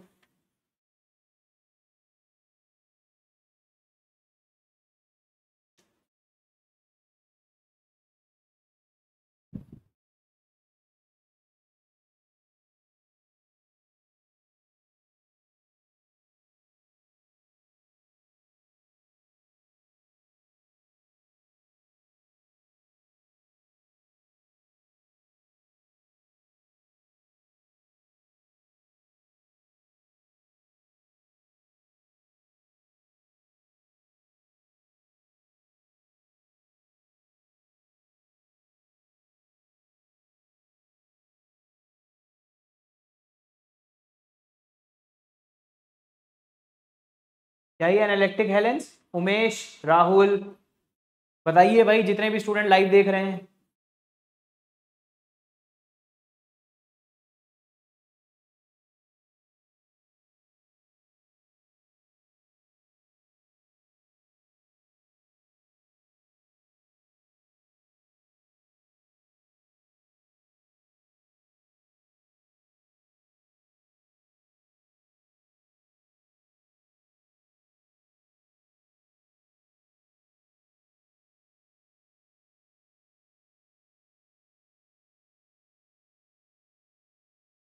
हाँ भाई बताओ, लेंस एनालिटिक है?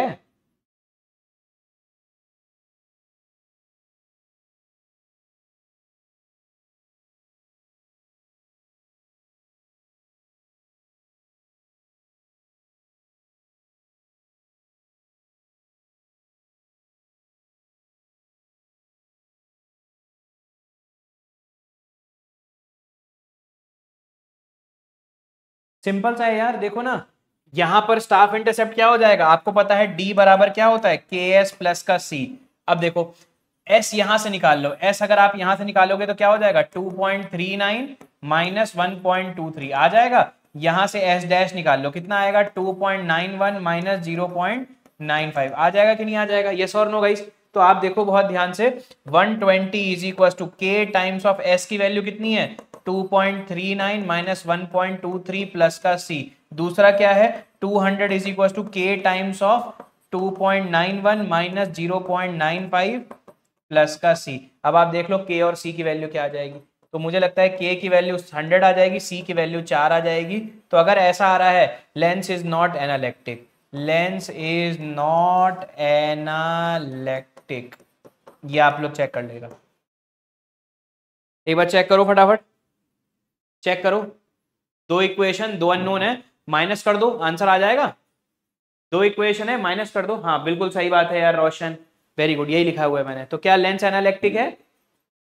तो ये एक तरीका है पता करने का। हाँ बहुत बढ़िया यार विवेक, लेंस एनालिटिक नहीं है। क्लियर है? तुम लोग को समझ में आ रही है?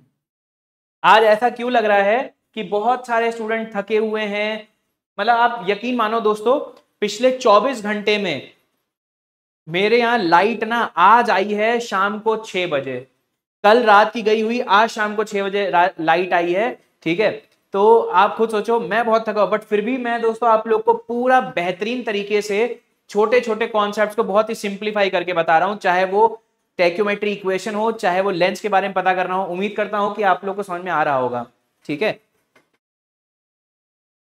आज लग रहा है मोटिवेशन की रिक्वायरमेंट पड़ रही है आप लोग को, समझ में आया?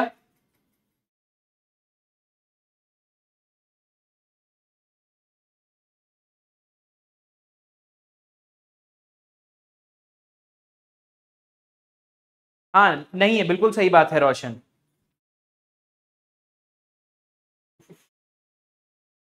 गर्मी का आलम मुझे लगता है हफ्ते भर में ठीक हो जाना चाहिए। गर्मी का आलम जो है बहुत ज्यादा है।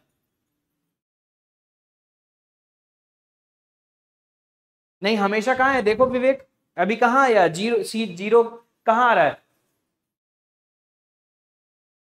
आपको पता करना है ना क्या लेंस एनालिटिक है। आपके इस रीडिंग से सी की वैल्यू 4 आ रही है, तो लेंस एनालिटिक नहीं है ना दोस्त, हमेशा थोड़ी ना आएगा। जनरली लेंस एनालिटिक होता है ना, कुछ नहीं दिया एनालिटिक लेंस मान के काम करेंगे, बट आपको अगर दे दिया कि नहीं ये है, तब तो आपको वही वैल्यू लेनी पड़ेगी। तो आप देखो, अभी तक टेक्योमेट्री में हमने क्या पढ़ा, टेक्योमेट्री में दोस्तों हमने ये पढ़ा कि ये इंस्ट्रूमेंट है, इस इंस्ट्रूमेंट से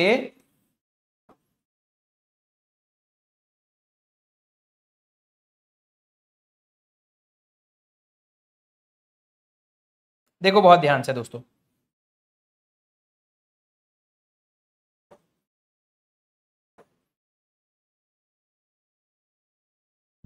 ठीक है, तो आप क्या निकालते हो, ये स्टाफ इंटरसेप्ट क्या है, एस है। तो स्टाफ इंटरसेप्ट जो है दोस्तों ये परपेंडिकुलर है, staff intercept is perpendicular to line of sight. ये बीच वाली क्या होती है, लाइन ऑफ साइट होती है, बीच वाली क्या होती है, this is line of site. Line of site क्या होती है? ये वो लाइन होती है जो कहां से जोड़ते हैं? ऑब्जेक्टिव को कहां से जोड़ती है? डायफ्राम के सेंटर से जोड़ती है, डायफ्राम के सेंटर से जोड़ती है। यही तो लाइन ऑफ साइट होती है। यस और नो गाइस? है ना? लाइन ऑफ साइट आपकी क्या है? लाइन ऑफ साइट जो आपकी है, it is perpendicular to staff intercept. या आप बोल सकते हैं अगर ऐसा है, if staff intercept is perpendicular to line of sight, perpendicular to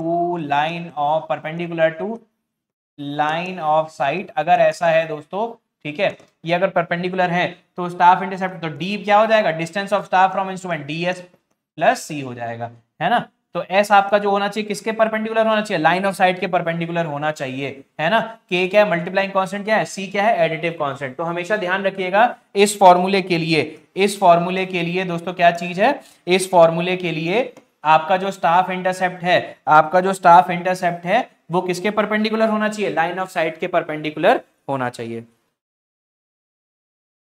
और अगर एनालेक्टिक लेंस होता है, एनालेक्टिक लेंस है तो क्या हो जाएगा? एनालेक्टिक लेंस है,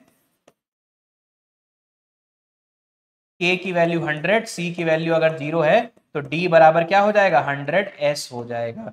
तो आप पता लगा लोगे ना। स्टाफ इंटरसेप्ट आपने निकाला दोस्तों, आपने स्टाफ इंटरसेप्ट निकाल लिया और क्या किया दोस्तों? स्टाफ इंटरसेप्ट निकाला और उसे 100 से गुणा कर दिया। आपने उसे क्या कर दिया? 100 से गुणा कर दिया। यस और नो?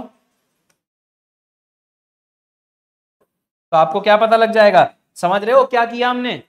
देखो, आपने स्टाफ इंटरसेप्ट निकाला, सबसे बड़ी वैल्यू सबसे छोटी वैल्यू घटा दिया, 100 से गुणा कर दिया। आपको क्या पता लग जाएगा? इंस्ट्रूमेंट एक्सिस से ये स्टाफ कितनी दूरी पर है, इंस्ट्रूमेंट एक्सिस से ये स्टाफ कितनी दूरी पर है।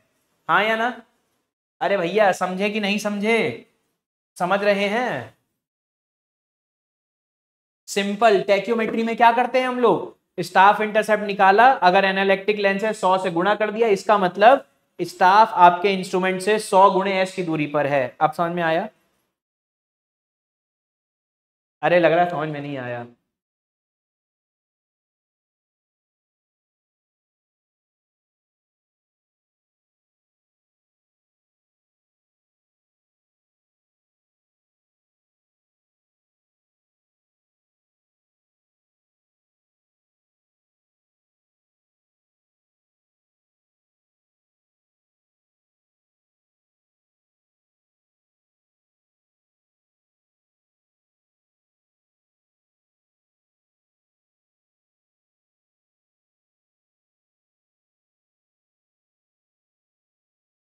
समझ गए?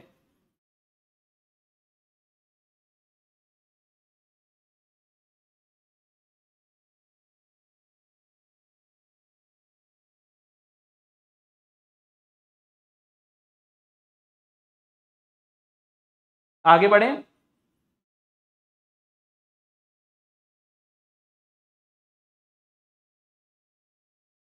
चलिए बहुत बढ़िया, वेरी वेरी गुड। ठीक है, आगे बढ़ते हैं दोस्तों। How to take, next concept इसमें पढ़ते हैं, how to take staff reading, how to take staff reading at different position of staff, for कर देता हूं, for different position of staff.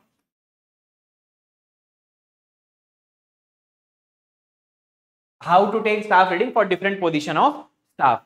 ठीक है,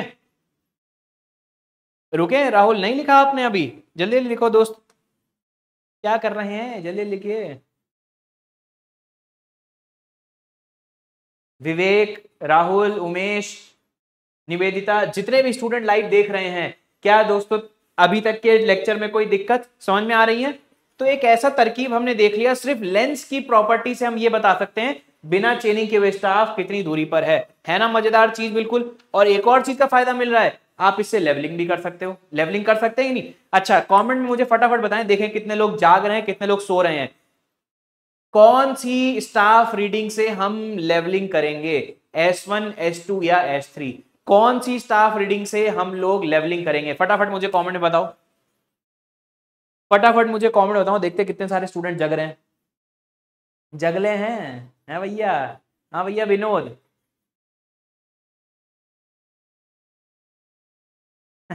देख रहे हो विनोद?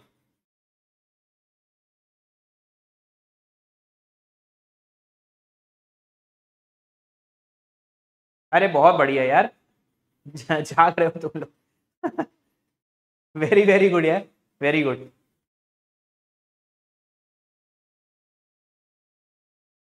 टॉपिक वाइज 20 से 30 क्वेश्चन। श्रद्धा आप एक काम करो ना, चलो अच्छा मुझे लगता है एक लेक्चर ना आप लोग का प्रीवियस ईयर का रख लेता हूं मैं।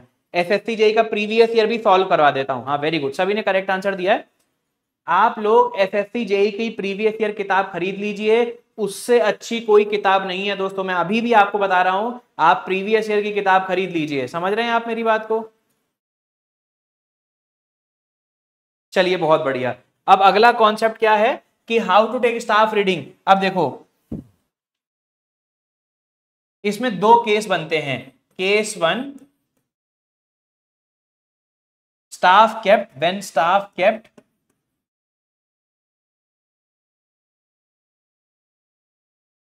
वर्टिकल। और केस टू क्या बनता है? When staff kept normal to line of sight. चलो ये समझते हैं ये कॉन्सेप्ट है क्या, ये समझते हैं। सर नहीं निवेदिता, अरिहंत की बुक मैं सजेस्ट नहीं करूंगा। अब देखो मैं उस कोचिंग का नाम नहीं ले सकता हूं, बट मैं हिंट कर देता हूं। आप में से जिस स्टूडेंट को वो हिंट समझ में आए आप वो मैसेज कर दीजिएगा दोस्तों। एक मास्टर करके, अब मैं पूरा नाम नहीं लूंगा, मास्टर करके दोस्तों एक है बुक, ठीक है? हाँ बिल्कुल सही, देखो उमेश ने मैसेज कर दिया है, आप देख लो दोस्तों। आप उसकी प्रीवियस ईयर किताब खरीद लीजिए एसएससी जेई की, बहुत ही अच्छी किताब है। मैं अगर एक टीचर होके अगर किसी किताब की तारीफ कर रहा हूं तो सच में उसमें कोई बात होगी। बहुत आसान शब्दों में एक्सप्लेनेशन लिखा हुआ है उस किताब में। और दोस्तों पूरे बहुत कम एरर है, हार्डली एक आधा एरर है, उसके अलावा एरर नहीं है। 700 से 800 रुपए की किताब है वो, ठीक है? आप वो किताब खरीद लीजिएगा, ठीक है? उससे अच्छी किताब नहीं है, और उसे पढ़ना चालू कर दीजिए। जितने टॉपिक होते रहें उसके आप लोग प्रीवियस ईयर के क्वेश्चन आप लोग सॉल्व करके, और उसमें इतनी अच्छी किताब है, क्वेश्चन लिखा है उसका आंसर एक्सप्लेनेशन भी नीचे ही दिया हुआ है, ठीक है? तो आप पढ़िए, क्वेश्चन पढ़िए, नहीं समझ में आ रहा है उसका एक्सप्लेनेशन पढ़िए। मगर आप देखो सर्वे में आपका कोई भी ऐसा क्वेश्चन नहीं होगा जो आपसे ना बने, सारे के सारे क्वेश्चन आपसे बनेंगे, इसकी गारंटी मेरी है। क्लियर है?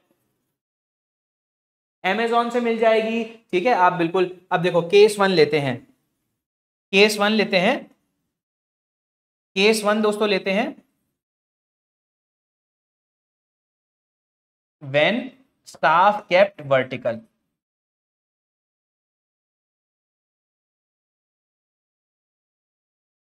स्टाफ केप्ट वर्टिकल, देखो बहुत ध्यान से, बहुत ध्यान से देखिए दोस्तों।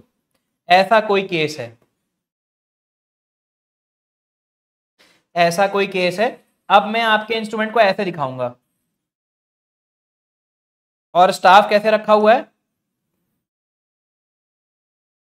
ऐसे रखा हुआ है।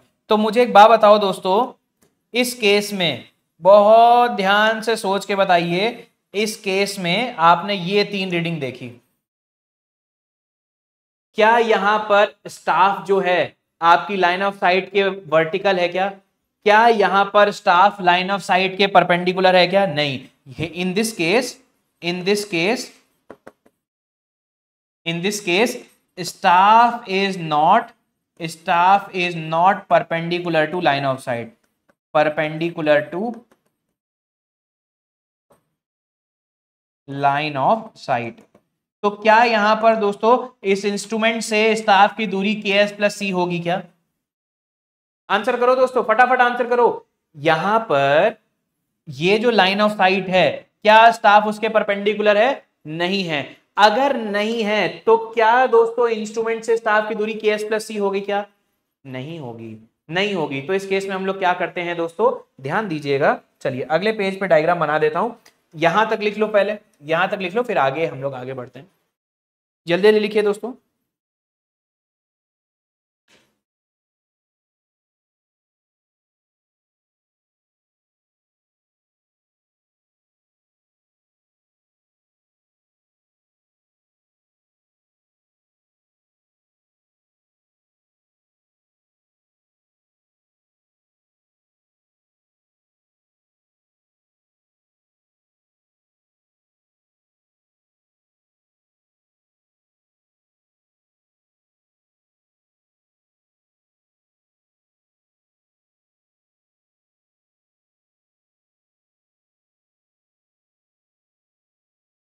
लिख लिया, चलिए बढ़िया। ऐसे केसेस बहुत कॉमन है दोस्तों, पहाड़ पे स्टाफ रखा है या किसी हाइट पर रखा है, अब आप क्या कर रहे हो, एलिवेशन पे देख रहे हो, है ना, एलिवेशन पे देख रहे हो, तब कैसे स्टाफ रीडिंग लेंगे, ये टास्क है अब आपका।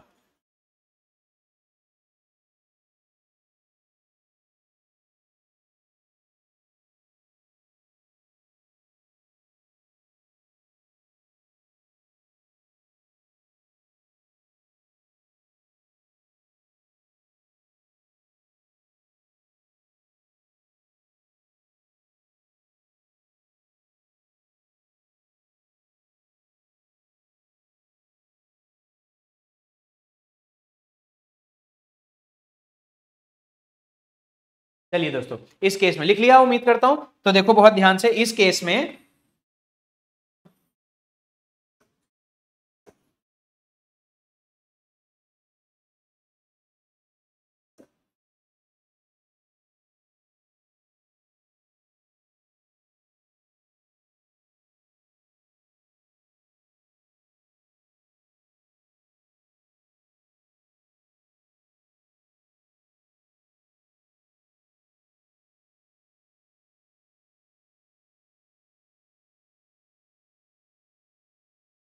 देखिए दोस्तों, इस केस में हम क्या करेंगे, जब भी कभी हमारी लाइन ऑफ साइट परपेंडिकुलर ना हो, ठीक है, अगर हमारी लाइन ऑफ साइट परपेंडिकुलर ना हो,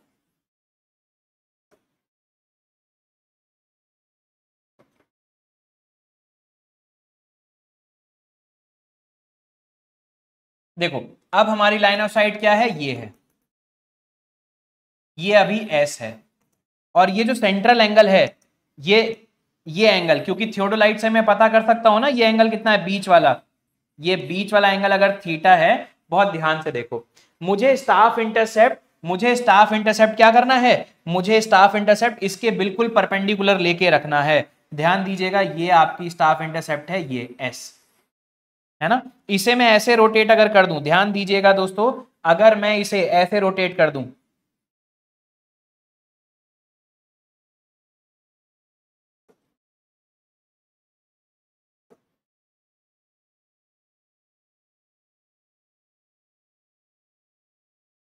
देखो ये चीज है, इतनी चीज को अगर मैं थीटा रोटेट कर दूं, ध्यान देना दोस्तों, अगर मैं थीटा रोटेट कर देता हूं,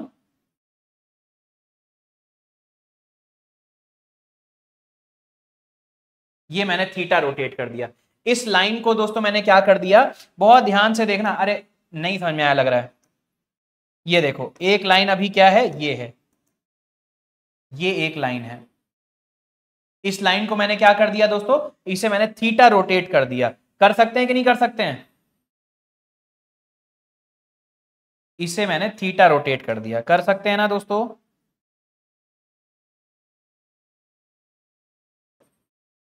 इसे मैंने थीटा रोटेट कर दिया।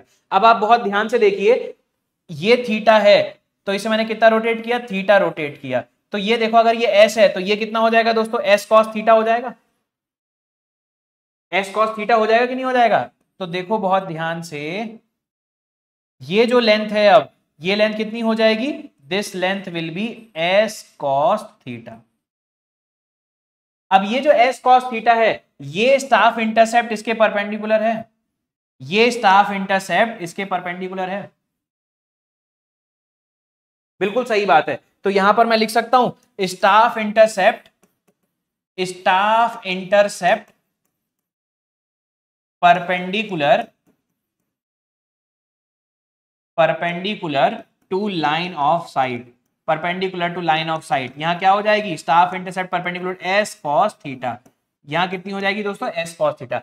अगर ये एस कॉस थीटा हो गया, तो ये जो इंक्लाइंड लेंथ है बीच वाली, डी बराबर क्या होता है, के एस कॉस थीटा प्लस का सी।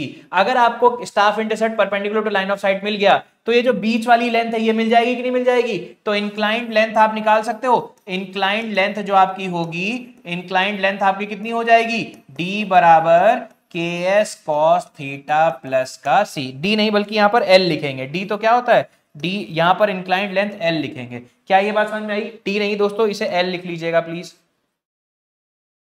एल बराबर के एस कॉस थीटा प्लस का सी, क्या ये समझ में आया, क्या सभी विद्यार्थियों को ये बात समझ में आई। अरे बताओ भाई, समझ में आ गया? तो जब भी कभी आपकी लाइन ऑफ साइट परपेंडिकुलर ना हो, स्टाफ इंटरसेप्ट को परपेंडिकुलर ले लेना। स्टाफ इंटरसेप्ट को परपेंडिकुलर ले सकते हैं। अगर स्टाफ इंटरसेप्ट परपेंडिकुलर आ गया तो ये जो बीच वाली इंक्लाइंड लेंथ है ये मिल जाएगी आपको। इंक्लाइंड लेंथ क्या होती है? L बराबर KS cos थीटा प्लस का C।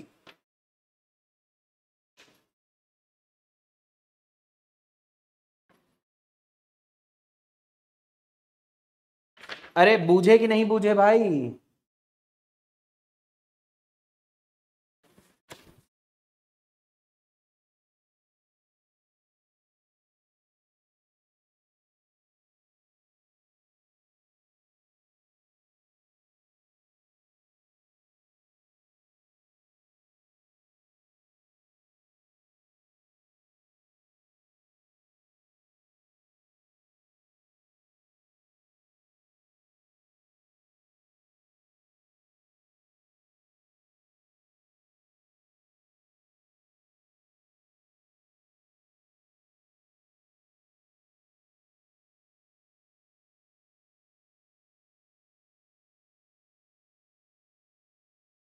बूझे, सही है भाई, बहुत बढ़िया। तुमने मेरा आधा काम आज पूरा आधा काम मेरा तुमने सही कर दिया। आप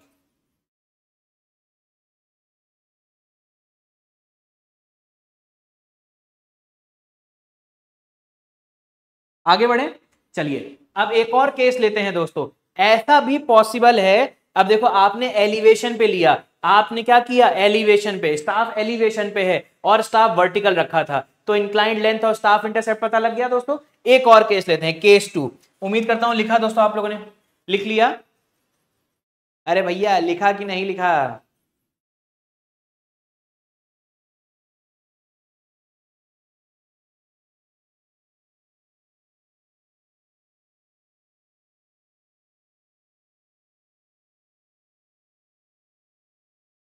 लग रहा है? तो अभी तो दोस्तों शुरुआत हुई है, पहला ही सब्जेक्ट है, ऐसे कैसे काम चलेगा? पहला सब्जेक्ट है, अमन सर का भी पहला सब्जेक्ट है, इसके बाद तो लाइन बाय लाइन सब्जेक्ट आएंगे, तो थोड़ा दोस्तों उत्साह रखिए। समझ में आ रही है चीजें? हाँ, समझ में आ रही है ना? चलो बढ़िया, सेकंड केस देखते हैं। सेकंड केस क्या है दोस्तों? केस 2 है ना। केस 2 क्या है? Staff reading when staff kept normal to line of sight, normal to line of sight। चलिए देखिए बहुत ध्यान से ये केस देखते हैं। अब देखो दोस्तों, आपने क्या किया, यहां इंस्ट्रूमेंट रखा,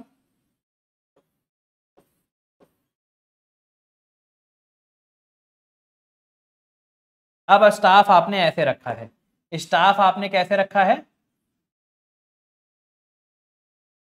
ऐसे रखा है। बात समझ में आई? आपकी लाइन ऑफ साइट कैसी है?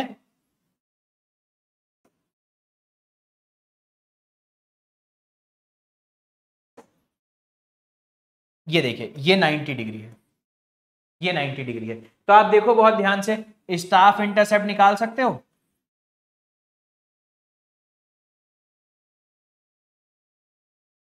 क्या यहां पर कंपोनेंट लेने की जरूरत है दोस्त? क्या यहां कंपोनेंट लेने की जरूरत है? क्या यहां कंपोनेंट लेने की जरूरत है? अगर ये एंगल थीटा है तो आपने स्टाफ को कैसे रखा हुआ है? वर्टिकल से थीटा एंगल पे रखा हुआ है, ठीक है। तो staff intercept perpendicular to line of sight, ये लाइन ऑफ साइट के परपेंडिकुलर ही है। Staff intercept perpendicular to line of sight, perpendicular to line of sight कितना है दोस्तों? S है। तो इसका मतलब ये जो इंक्लाइंड लेंथ है वो कितनी हो जाएगी? इंक्लाइंड लेंथ जो है वो कितनी हो जाएगी? इंक्लाइंड लेंथ L बराबर KS प्लस का C। ये L आपकी क्या है? KS प्लस का C। समझ में आया? यहां आपको, अब आप बोलोगे कि सर साइट पर ऐसे करना तो डिफिकल्ट होगा। हाँ डिफिकल्ट है, थ्योरेटिकली तो हम कर सकते हैं ना। थ्योरेटिकली जितना ये बीच वाली लाइन का एंगल है, आप क्या करोगे, वर्टिकल से उतना ही से डिफ्लेक्ट कर दोगे। अगर ये उतना ही डिफ्लेक्ट हो गया तो ये बीच वाली लाइन क्या है, 90 डिग्री बनाएगी। क्या ये बात समझ में आई? हाँ या ना दोस्तों?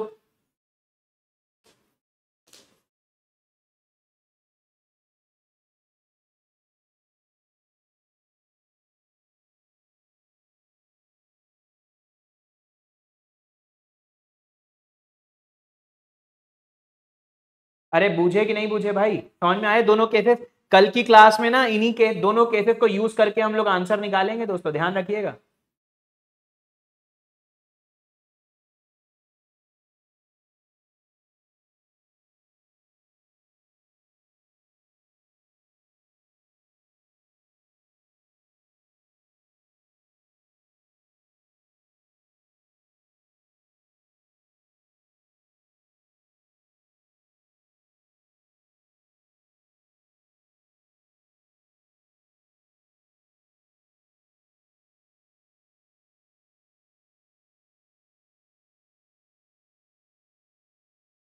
समझ में आया? तो दोनों केस हमने क्या देखे, लिख लिया दोस्तों आप लोगों ने?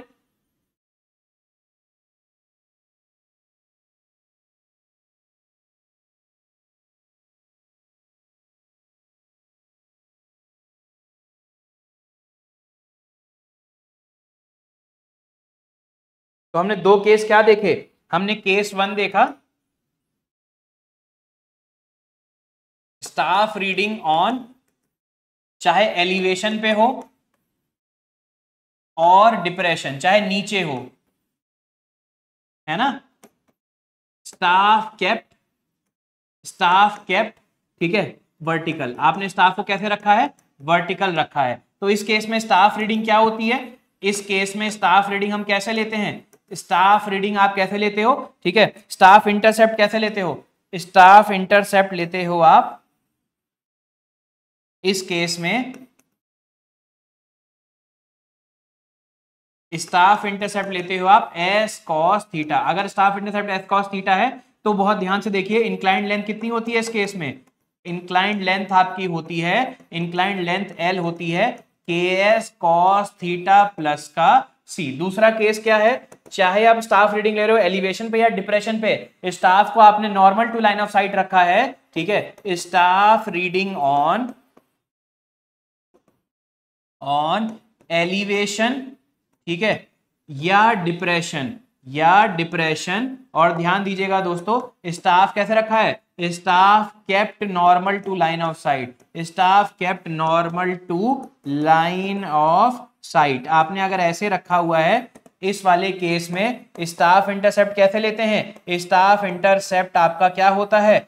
एस ही होता है। और इस केस में इंक्लाइंड लेंथ क्या होती है? इंक्लाइंड लेंथ इस केस में क्या होती है दोस्तों? एल बराबर के एस प्लस सी। क्या ये बात समझ में आई? क्या ये बात समझ में आ गई दोस्तों? लिखिए फटाफट।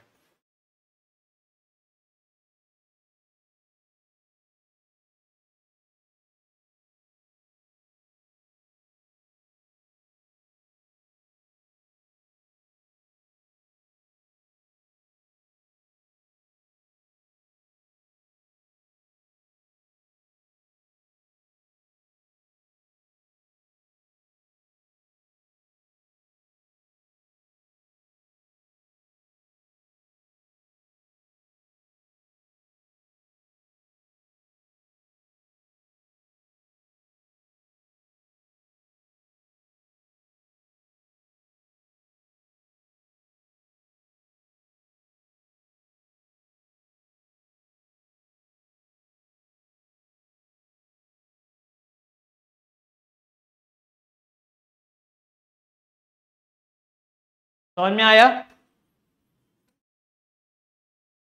आज तारीख क्या है दोस्तों? आज 19 है शायद।